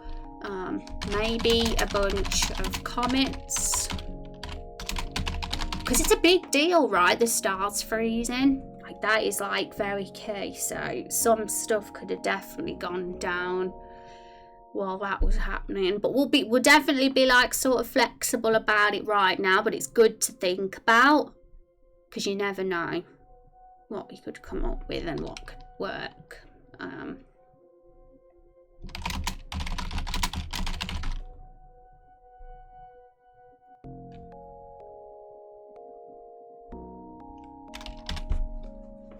Other ideas for what? Oh, when the Year Zero thing, when the stars stop changing, and what other events could have occurred at the same time as that, just to make it more of a catastrophe and to make it more of a big deal and more of an event in history that people really remembered. Met came up with a few ideas here, so I've just noted a few of them, and you know, they're just thoughts. And also, what is the freezing parts of the stars freezing? Are you saying that they just aren't changing because they are fading? Oh, okay. Is there anywhere that I've got to read? Because I do need to make sure that I read the law properly myself, because I could have missed some details, which is why I don't want to set the year in stone just yet. But these are just ideas. That was the first thing that came into my head.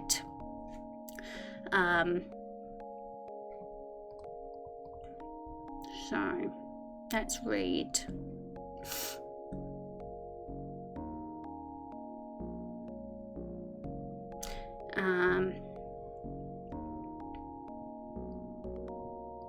So they have remained the same. So technically they could have be froze, but you know, you could have a 0.2 van, they could be fading.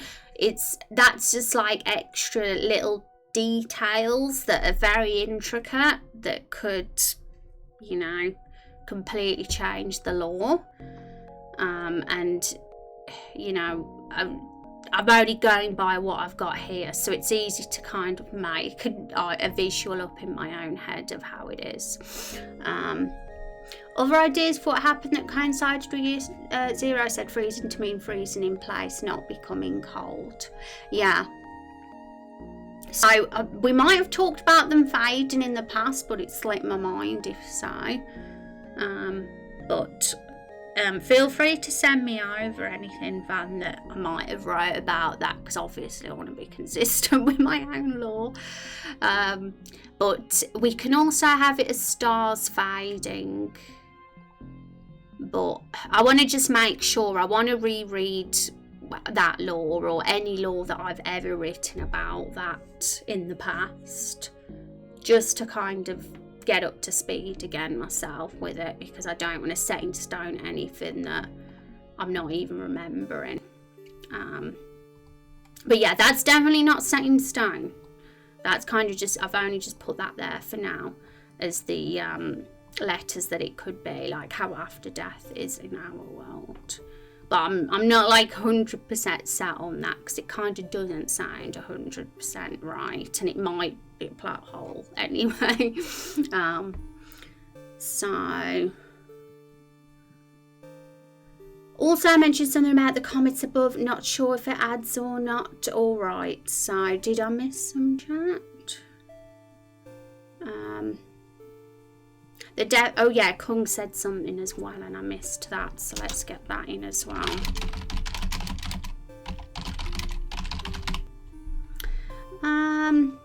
Maybe if comets are used, a certain number of comets represent a historical group of adventurers that did something extraordinary in the history. Maybe that history could be told to the hero and she could relate it to his or her own life path. Awesome. Is there anything else I've missed in chat? But don't worry if I have, folks, because I will look through the VOD, I always do. Because I'm sure I've missed a couple of things. It's very easy to.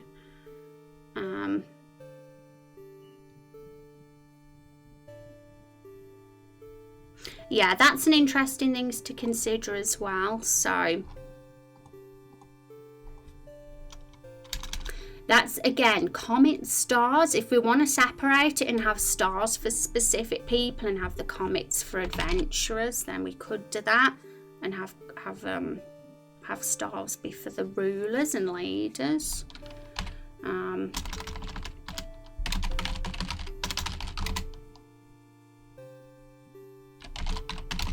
Comets could represent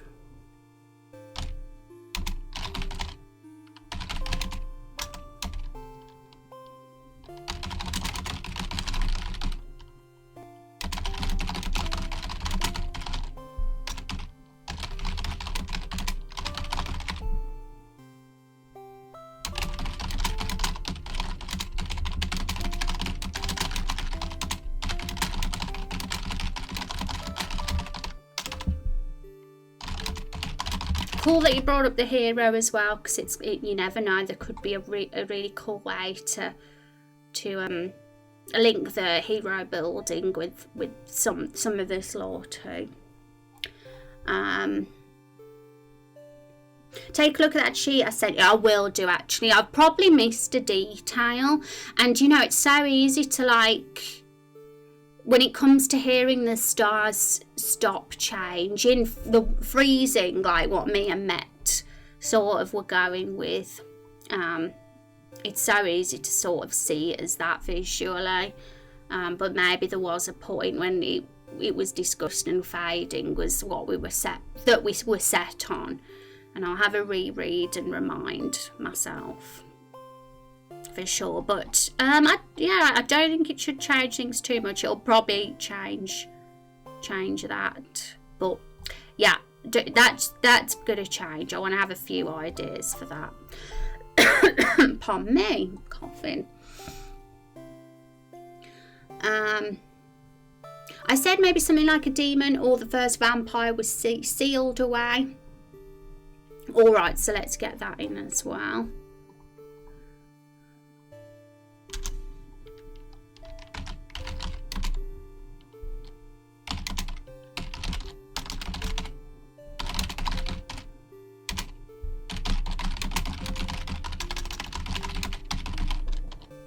As a festival, I assume. Okay. Yeah, and if I have missed anything, folks, feel free to copy and paste it, and then I can add it, because you never know. I don't want to miss things. Well, to the people, comet's probably a shooting star, so we'll start. Yeah, that's true. It's just a different type of star, isn't it, in a way?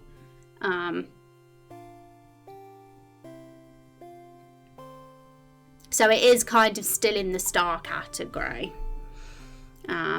Could be a point where they stopped changing and frozen, but then started winking out a bit over time, thus fading. Yeah. So yeah, it's like, I imagine since this year's Zero event, when the stars stop changing, time, I guess it depends what year it is now, because we don't exactly know how many years have gone by since, but the process of time could have gone gone by very slow with these stars fading, so it could almost give the impression of freezing for sure. That all depends. It all depends how fast and how long it's been, I guess. I'm going to put stars blank. It could be the other way around. It could be blank and stars. I feel like stars could definitely be a word in these letters for the way the year is written, but it's whatever other word goes with it.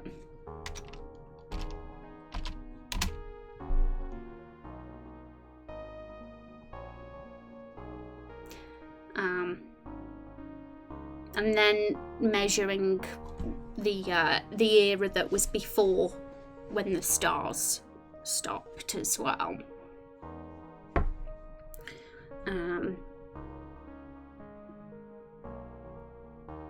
I'm sure we'll think of a neat and tidy way to do it. It's just not coming to me right yet, but I'm sure that'll be the perfect one.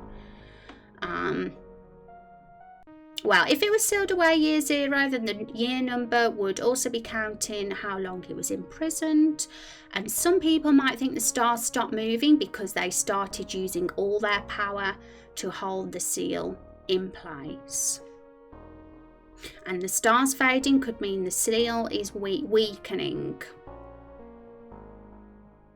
Yeah, so I'm sure there's going to be so many theories and factions with their own little reasons for why this is happening, why the stars have stopped changing, and that's going to be really fascinating to do. There's going to be all sorts of people with their own, like even Hank and Alvira have their own speculations as well. They just think, oh, it's because everybody's corrupt now. And their barrels, it's going to be interesting to kind of build what they've learned about the world in their short time on the planet. But that's another thing altogether.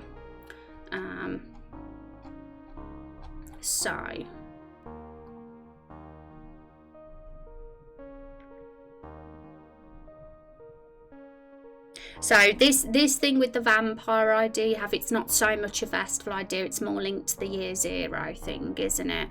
Let's see if there's something we can add for that.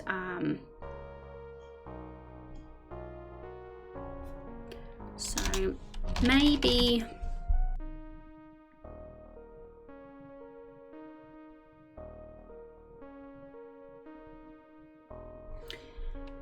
factions have their own beliefs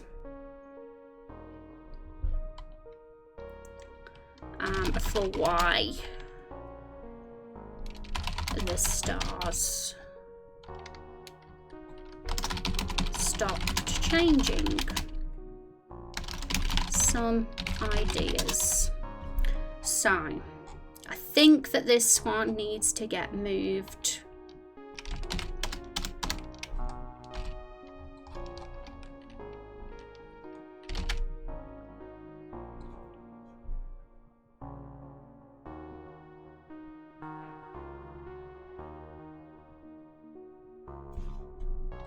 I need to rewrite that so it actually makes sense.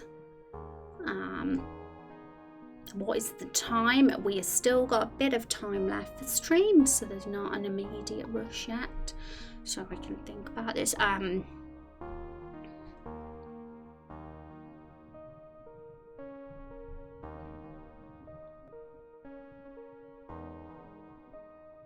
and that goes with the fading concept as well that Van mentioned.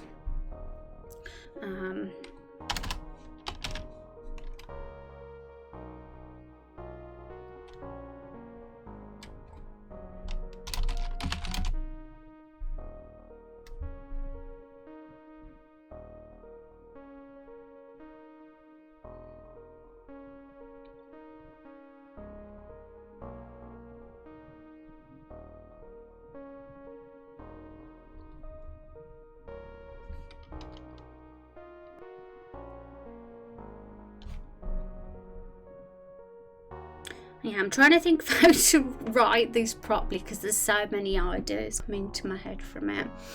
I'm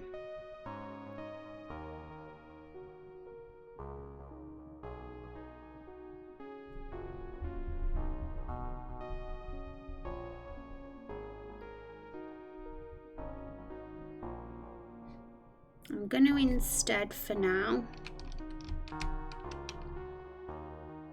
just copy what Matt has said. If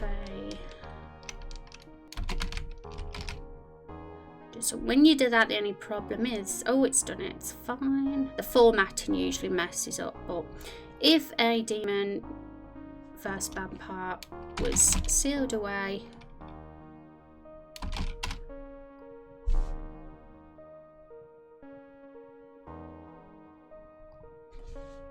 so I'll read that prop thoroughly again at some point, but for now it's probably going to just be easier to just copy word for word what you've said, so that there's no information gone missed. Awesome.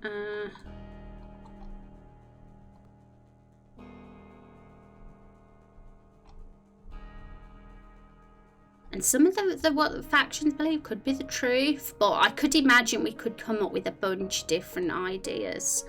Nobody's going to know what the real truth is. I'm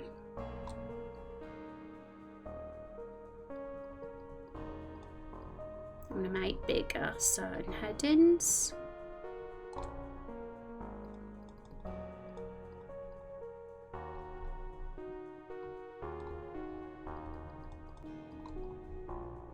We've done quite well though, like when you think about it, we got quite a bit of juicy ideas together for this. We haven't even done the names yet, and I thought that was going to be what we were going to do today. I thought we were going to do all the easy bits, but in fact we've done all the hard, interesting bits, so I'm happy. How's that all coming along? Hi, Cat is handsome. How are you doing? Look at all this, Rex. That's what we've all done today. We've just rambled on and wrote loads of stuff. It's very in-depth and detailed. Even I'm still getting my head around it. Even I have made mistakes with my own lore. I've had to be corrected by Van, which I'm glad about. I'm glad because, you know, I'm only one human, and even I forget what I've said or read sometimes. So it's good to be reminded because we don't want plot holes.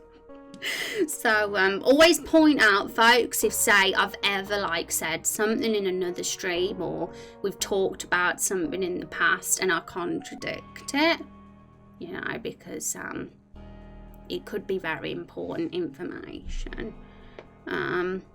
Well, we like the yeah, we real big nerds here about that kind of thing, and it's all been about the calendar today. So there's a lot to read. If anyone's intrigued and they're just stopping by and you've missed the stream, totally watch the VOD because it's very good. It's all very interesting stuff, and there's a lot to read here.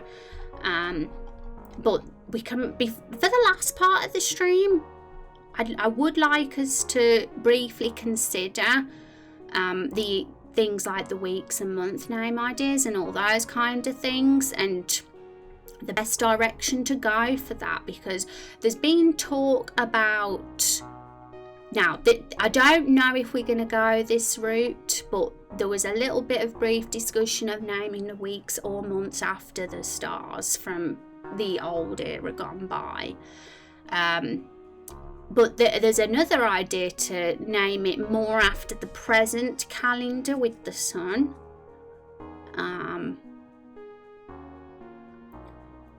Which could be a little bit more relevant to the age we're living in now. So I'd be for that one. But this one is going to be the pantheon anyway, so it's not like it's not going to appear and there's not going to be any names, because we're going to see this side of things, the stars side of things with that.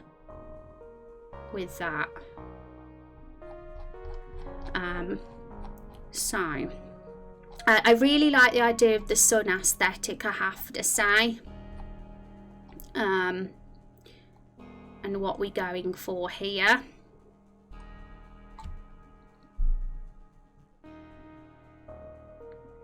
So maybe different times. So we currently measure months by the sun in this world, not the moon, as we do on this planet. And the reason for that is because of a bit of law that we set in stone a while back that is also written in this article, the very last line.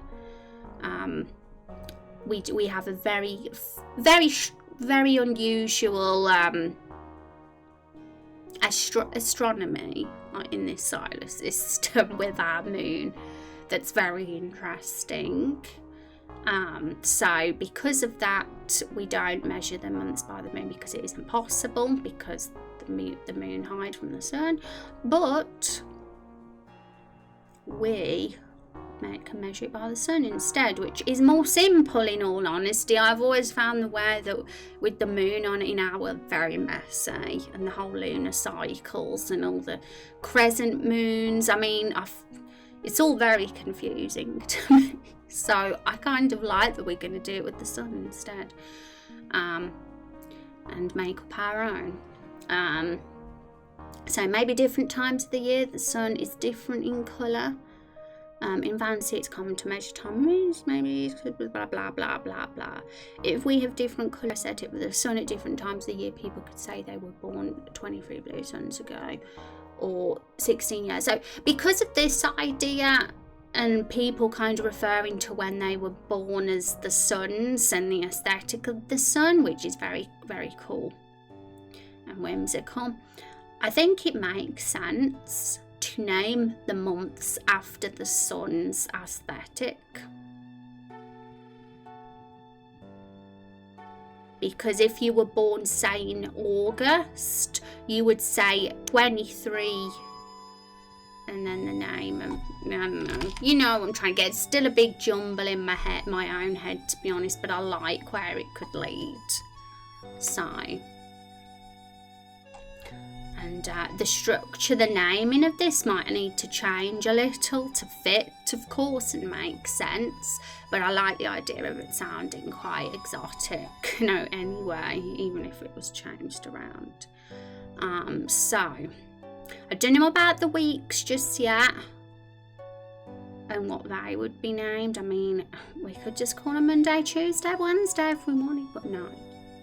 Something day. I like the idea of calling them something day and having the day bit of the days of the week be consistent,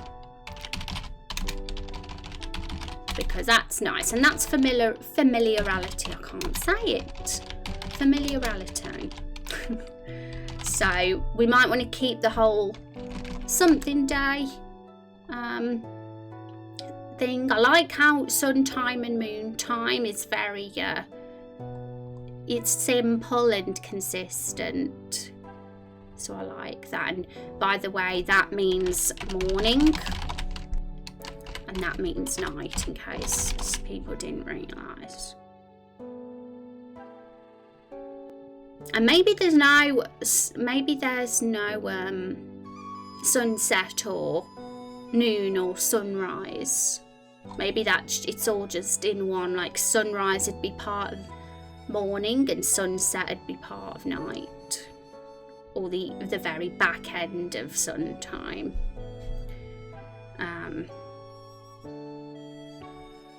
It keeps things nice and simple, so I like it.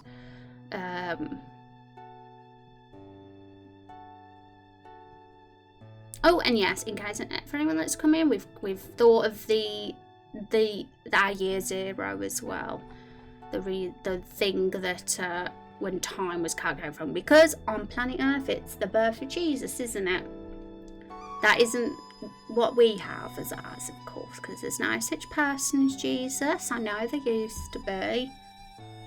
There was a custom hero that I silly named after that just for jokes, but they're really seriously not any. Jesus, Christianity is nothing to do with Raindrop Chronicles, so it's a completely different event when the stars stop changing, and I'm gonna underline it just to make it bold. And if anyone has any thoughts and beliefs for why the stars could stop changing, feel free to share, because I could imagine there'll be a bunch of different factions in the game that have different beliefs. Some of them could be absolute bull, that just so far from the truth that, you know, but it's interesting to build all these different religions and cultures. So religions, can't spell.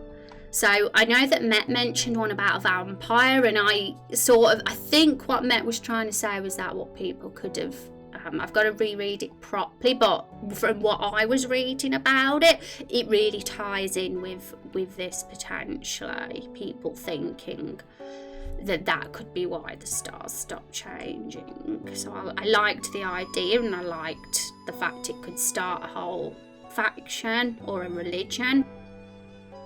So I've plopped it there, and I'm going to read it properly later. That's cool. I like that. Could a star be could be a star dying? Yes. So Van mentioned the stars fading. I accidentally said stars freezing, but they might have froze for a time, but ultimately they're fading. So it's true, they're dying, I guess, if you want to say it like that.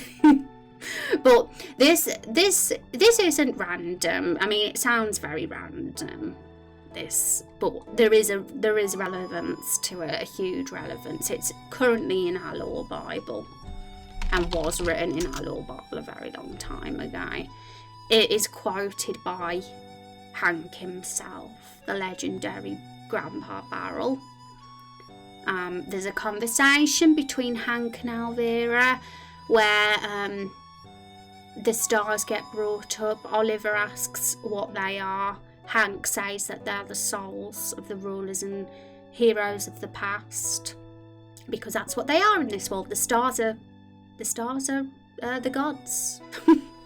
So yeah, that's going to be another stream in itself. But these stars that people worship, these heroes of the past, they used to change,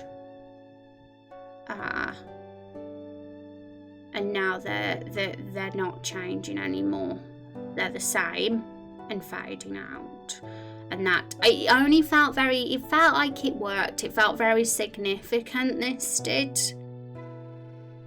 to make as our year zero. It felt really significant to do that. So it's the thing that really, we did consider a few things, but ultimately this felt like the best one for this world.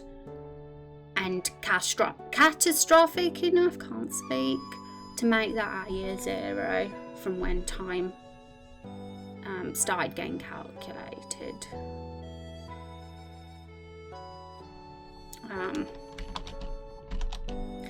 So that's our year zero. We don't know how many years ago that was yet, but we'll figure it out.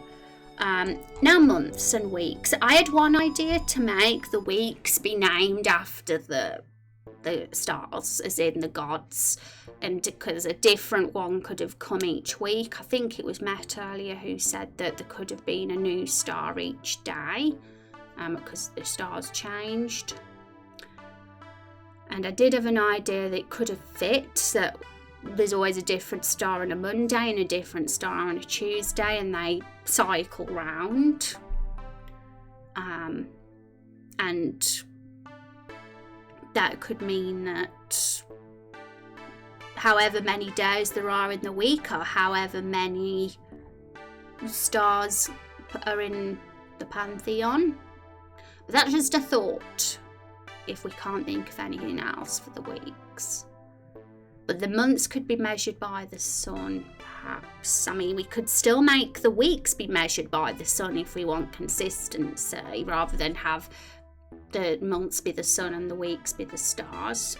Because the stars' way of measuring time is outdated now, and it might not work to still name them as something that has changed. Maybe they used to be named as that way back when, but the month names and the week names have changed now. They used to be that though, perhaps, I assume, because obviously years ago, before year 0, they wouldn't have called the weeks and months after the sun then.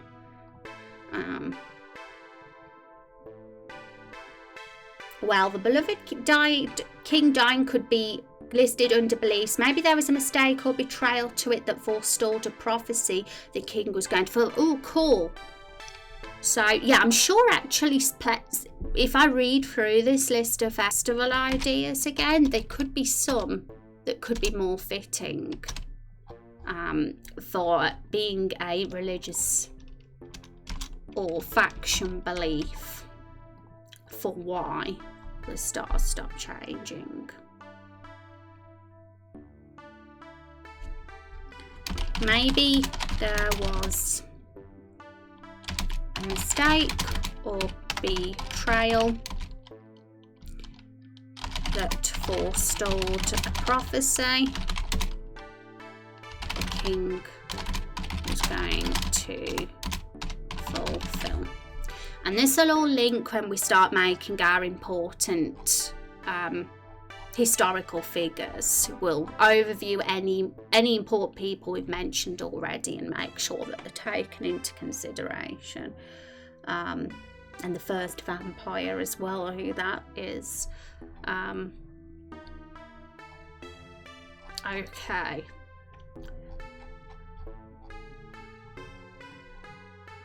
So, the sun.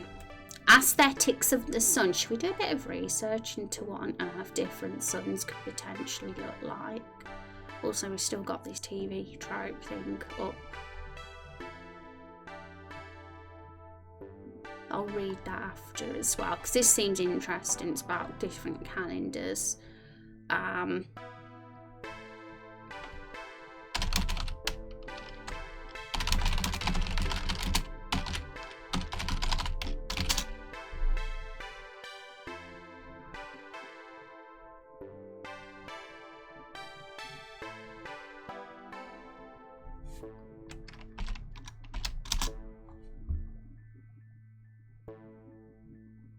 So I've put this in Google.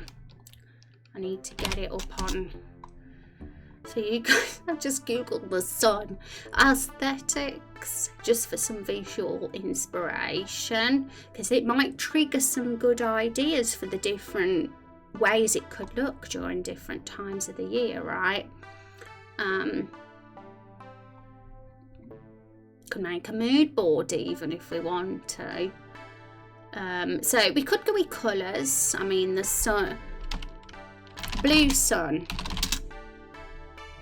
Wow. I just want to see like lots of different like visuals and themes for what suns can look like now. I'm in that kind of mood.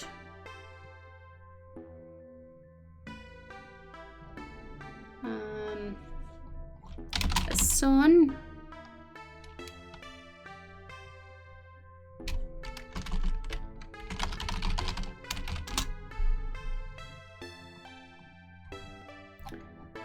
Doesn't seem to be, if we put in concept art, we'll get some cooler things come up, I think.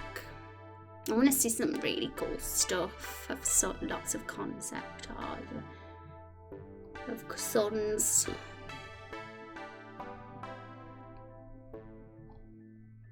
And if anyone else finds any cool pictures of suns, feel free to share. Badass sun. We're not even getting suns come up now.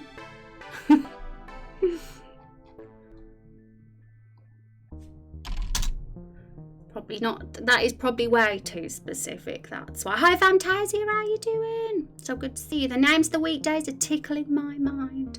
Search star colours. For sure, we need to figure out the best thing to Google to find the most amazing looking suns that's possible. I mean, look at that. Imagine if the sun had a different face do at different times of the month, right? That's I mean, we could go in so many different directions for this, like when it comes to how far we want to go. So colours is definitely the most simple, and I'd be for that, but I want us to explore the possibilities, just so we don't limit ourselves. Even if we go, oh my god, no way, that's silly, at least we know we've explored it.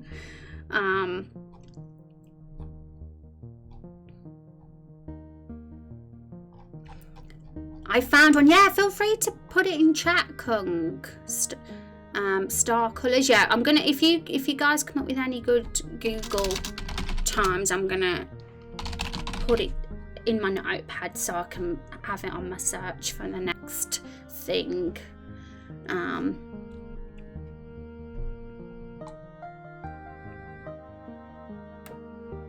Well, the starlight is actually white if you're in space, but the light travels through the atmosphere, it changes to a golden yellow. Okay, so do you think, Van, that the sun should change, like, as for the aesthetics, because I think it was your idea originally, wasn't it, for the different, the sun changing visually for the months, for measuring time? It was you, I'm pretty sure it was. So if you had something specific in mind for what those aesthetics could be, feel free to say, because we're just getting pretty wild here with potential ways the sun could look. We've even got that, and that's very absurd. And then you can have something just simple, like a sun that's yellow and a sun that's blue. Sun,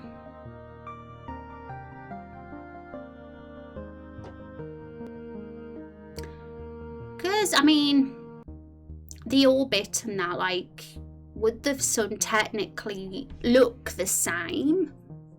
But it just depends on the part of the orbit you're in, the angle, in other words, the angle of where you are in space, or the position on the orbit for what the sun looks like for us.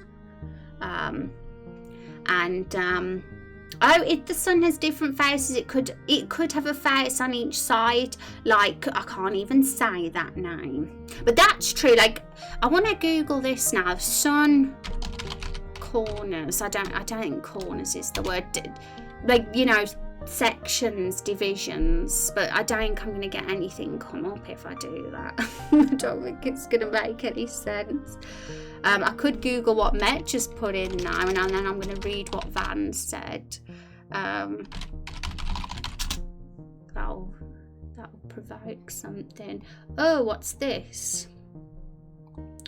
Death, wisdom, judgment. Yeah, I think that's what you meant for sure, isn't it? So it could be the times of the year are fueled by Earth.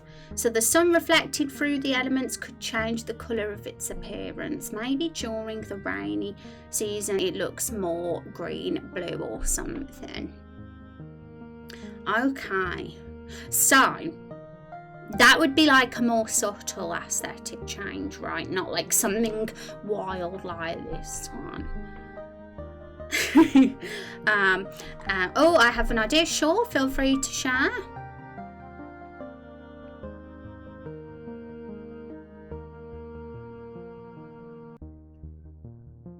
I mean, it's definitely interesting to think of it like this, but we could make the pantheon more this way if we wanted, if we didn't want to go for the whole face thing. I'm sure, in a way, the pantheon, like, we could explore something like that. The sun of this world is like a prism. I'll put them in the ideas. Yeah, sure, Kung. If anyone has any, feel free to. Okay, so let's put in prism.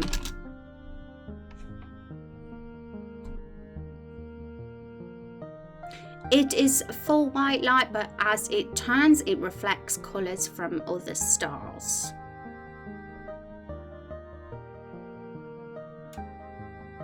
So, right, I'm going to have to read up, refresh myself and educate myself about how this all works. but it sounds like it could work and make sense in my head.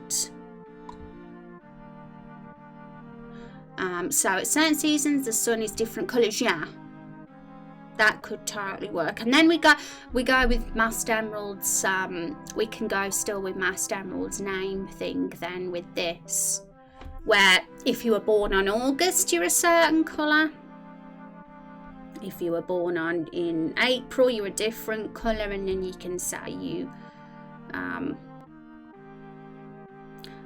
I still don't know if this naming structure is correct, but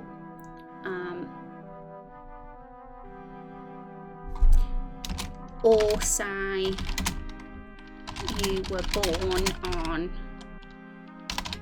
the 24th of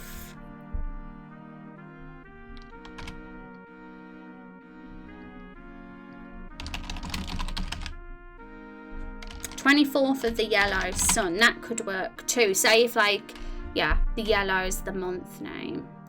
But we might want to be a little bit more creative with the month names and not just call it yellow. We might want to add a bit more description in there potentially.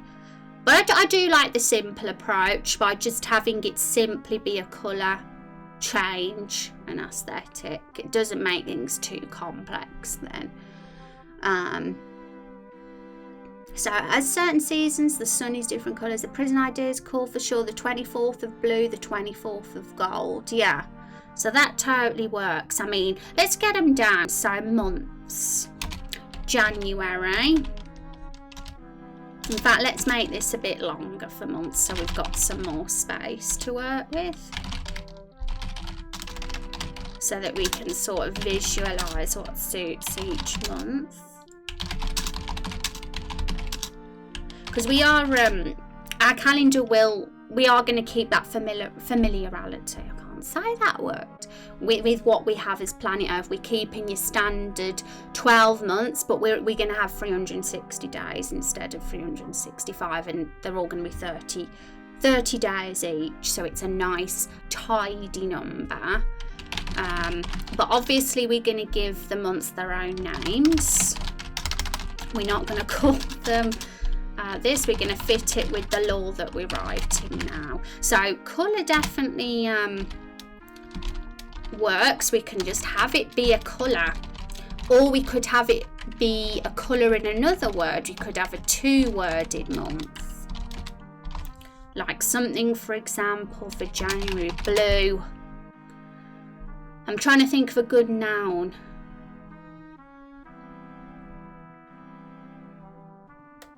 But I can't think of one. It's going to sound bad to the one that I've come up with first. But then it just adds a bit more description to the month name, and it's not so plain.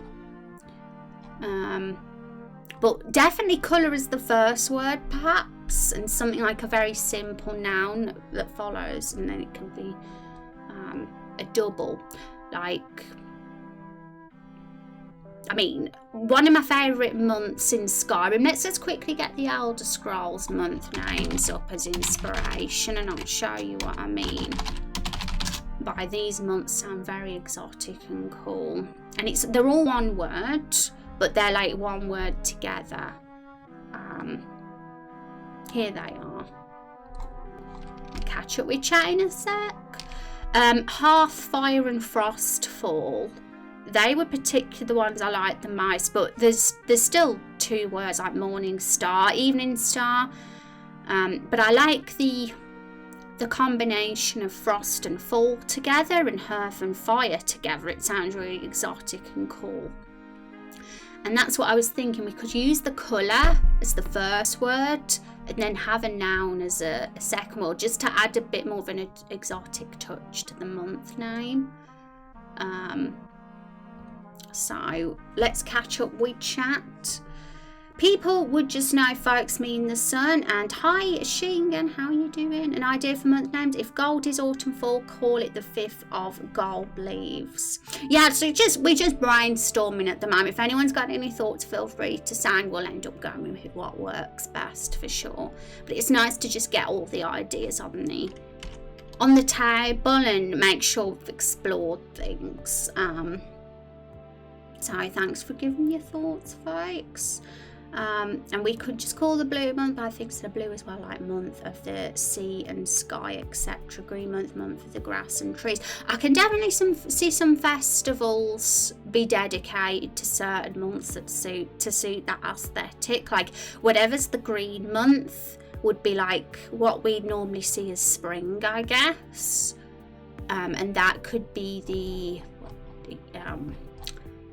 when Lake Falls celebrate, where did we harvest or founding, like those very springy themed festivals.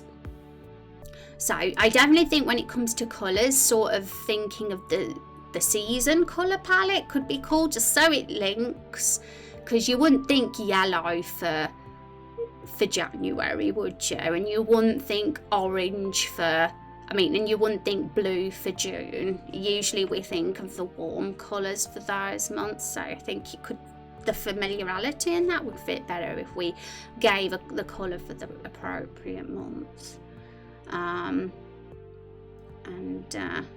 Yeah, we had the similar thinking. Well, another thought, yeah. So it's a month that has a blue crab harvest. Yeah.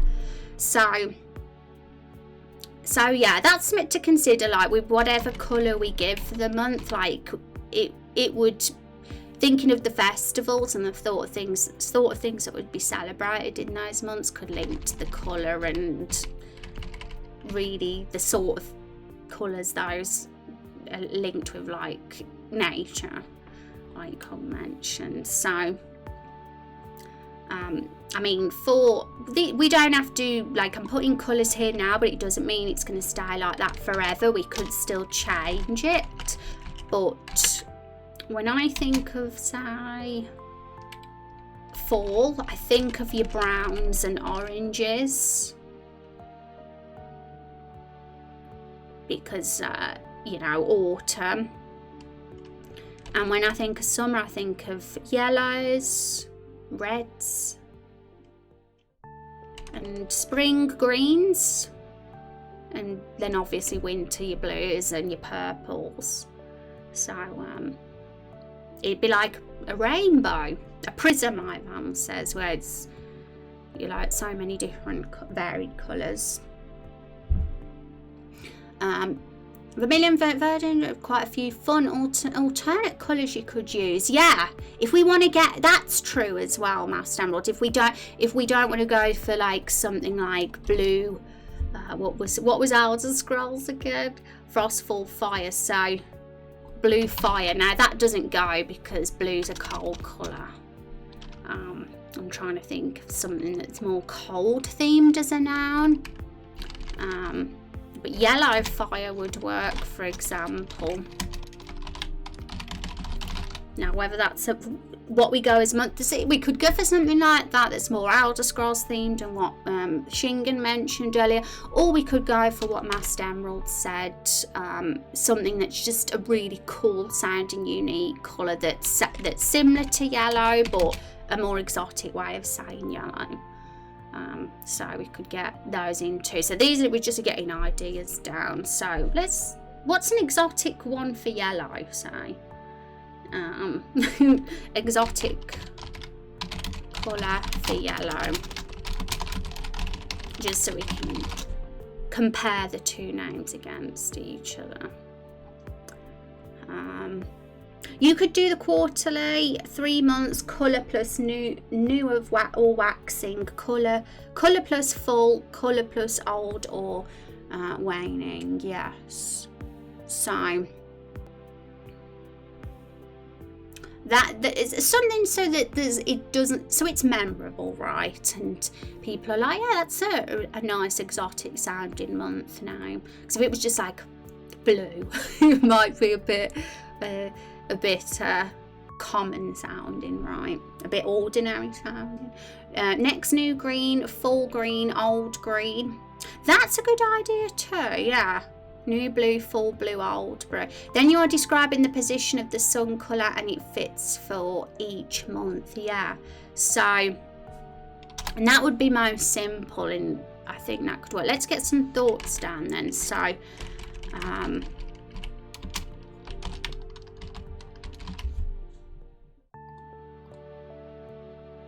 I'm trying to think like a rainbow. Like, I don't want to go too far off.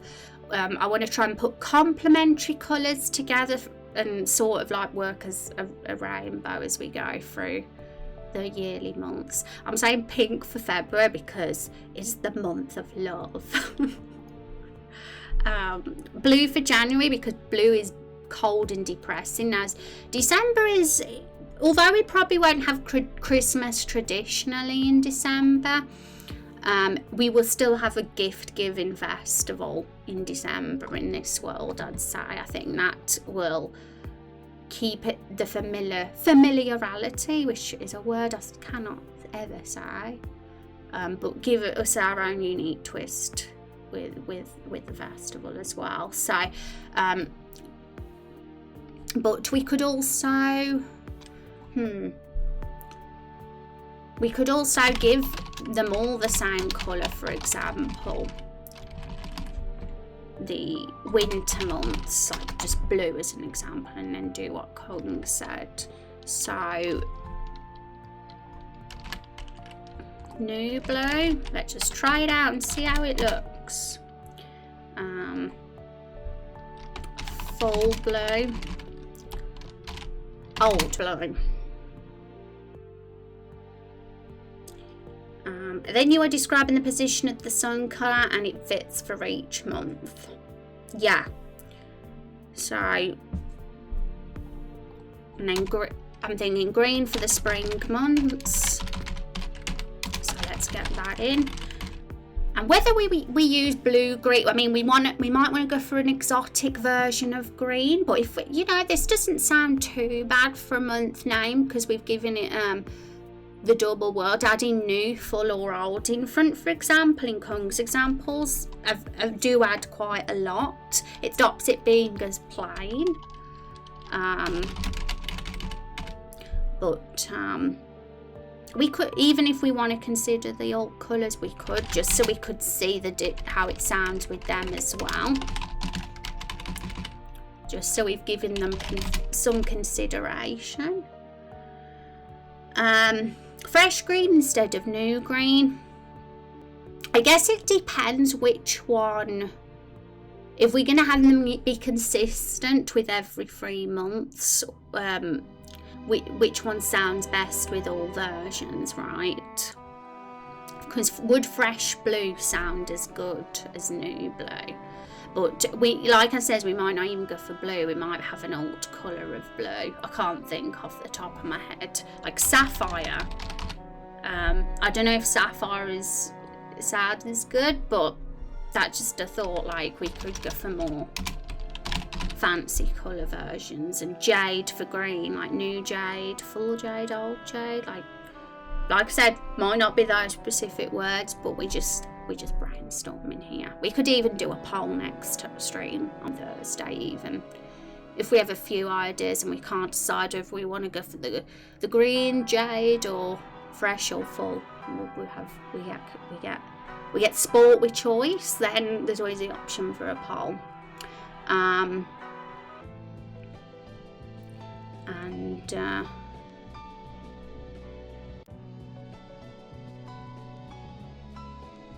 Spring month would be green. Summer gold, yeah, gold. Or I'd say gold sounds better than yellow. So I think I was going to put in yellow. But old yellow, full yellow and new yellow just doesn't have that ring to it, right? But new gold, full gold and old gold sound good. I like these months now. I like this structure for naming the months, I have to say. And they don't sound too bad either. They don't sound boring. They sound quite interesting, but memorable at the same time. Like, you're not going to easily forget completely. Because if you got something too exotic, you could easily think, what was that month called again in that game?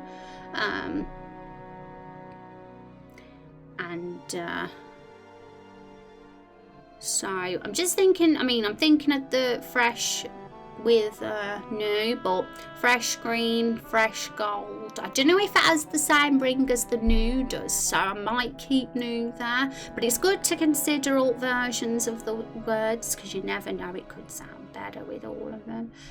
Now, new, full, and old. So I guess it's thinking of the full colour. Orange just doesn't sound right. Just light yellow, it's a funny word. We want to go for a word that gives us an autumn feel, that sounds good with each of those words, right? Brown. I think of brown when I think of autumn. Brown, orange. Could have local cultures that use nicknames like that. Oh, what sort of nicknames, Shingen? Just so I know the context of what we were talking about, because that sounds very important. And then full would go orange, red, purple instead of being one. And see, I want to keep consistency. I don't want to like suddenly have one season be different names. I want to try as much as possible for each of the months to keep that same consistent naming convention that we're given. So if something sounds weird, then I'm inclined to change one of the words, like so that it actually sounds okay.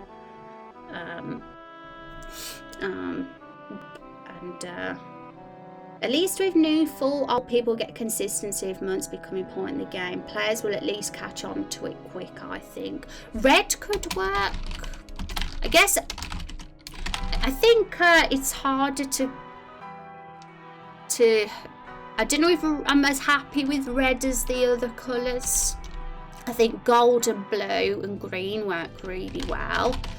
And I don't know if brown would either. Might need to think a bit outside the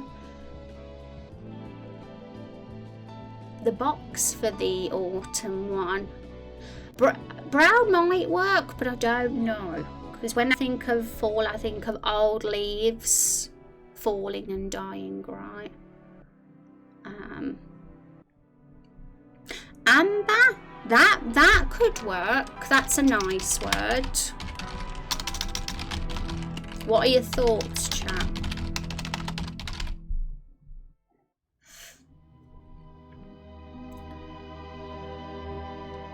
Maroon comes from the word for chestnut. That's a fall thing. New maroon, new vermilion, new red, new burgundy. I think amber, out of all the suggestions, I think amber sounds like the most simplistic. And memorable. Well, my contact was someone saying lesser colour, and I'm thinking of chips versus fries comparison here. Lesser colour. I've completely lost the plot of what the context of that one is. Okay, I've got the brain melt. My fault. And amber is probably my favourite. And the thing with amber is it usually goes between green and gold.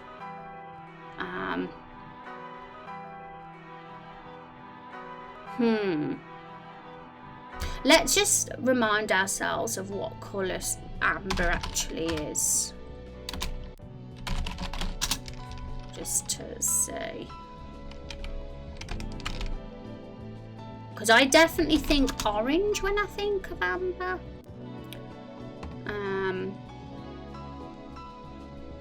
There's definitely like burnt and rusty brown colours. Well, that's orange in general, it seems.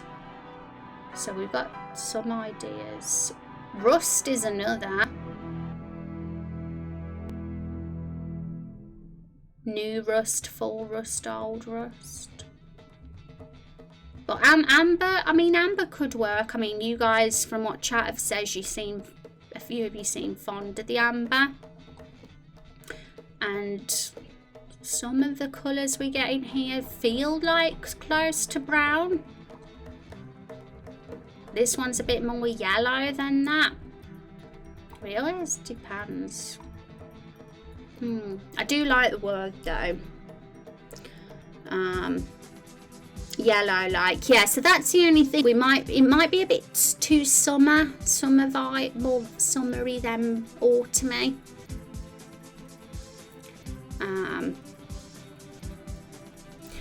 The rust one, I'm gonna have to go. Damn it, my dinner's ready.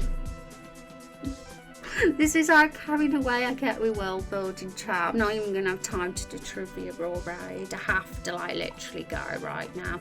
Okay, so we were stuck on the autumn, weren't we, chat? So feel free to say in Discord, to say right now before we head off what you think. But we can carry on with this on Thursday. We'll carry on where we've left off. And if we come stuck, if we have some conflicting thoughts, we can always do a poll if that ends up happening. But at least we got some ideas flowing, even though we're not completely set on it. I'm going to put a question mark for those just so I remember we weren't really decided. Rust was another thought I had though, but we don't know because we'll see how we feel. New crimson or new beige. Crimson's an interesting one. That's close to red. Crimson, I do like that suggestion as well, so we'll put that there, but I am going to have to rush off, unfortunately. No, Ray, because my dinner's like literally right now. So, new clay. Clay is an interesting one, though I think of a material for that one rather than a colour, but we'll put it there anyway. Spice. And if you think of any for winter, spring and summer, feel free to say too, because we don't necessarily have to go for blue. We can think of a more fancy, exotic alternative of blue as well, or some of the others. I do like gold for the summer though. Okay, I'll see you all on Thursday. We'll be back on Thursday, everyone, and we'll be carrying on with this and probably going into the next section of the world building on the list. And seeing what's next, what the next stage is. So thanks for hanging out, guys, and I'll be checking the VOD as well, making sure I've not missed anything important. And I'll see you on Thursday. I'm looking forward to more. Thank you for being awesome. Take care, everybody.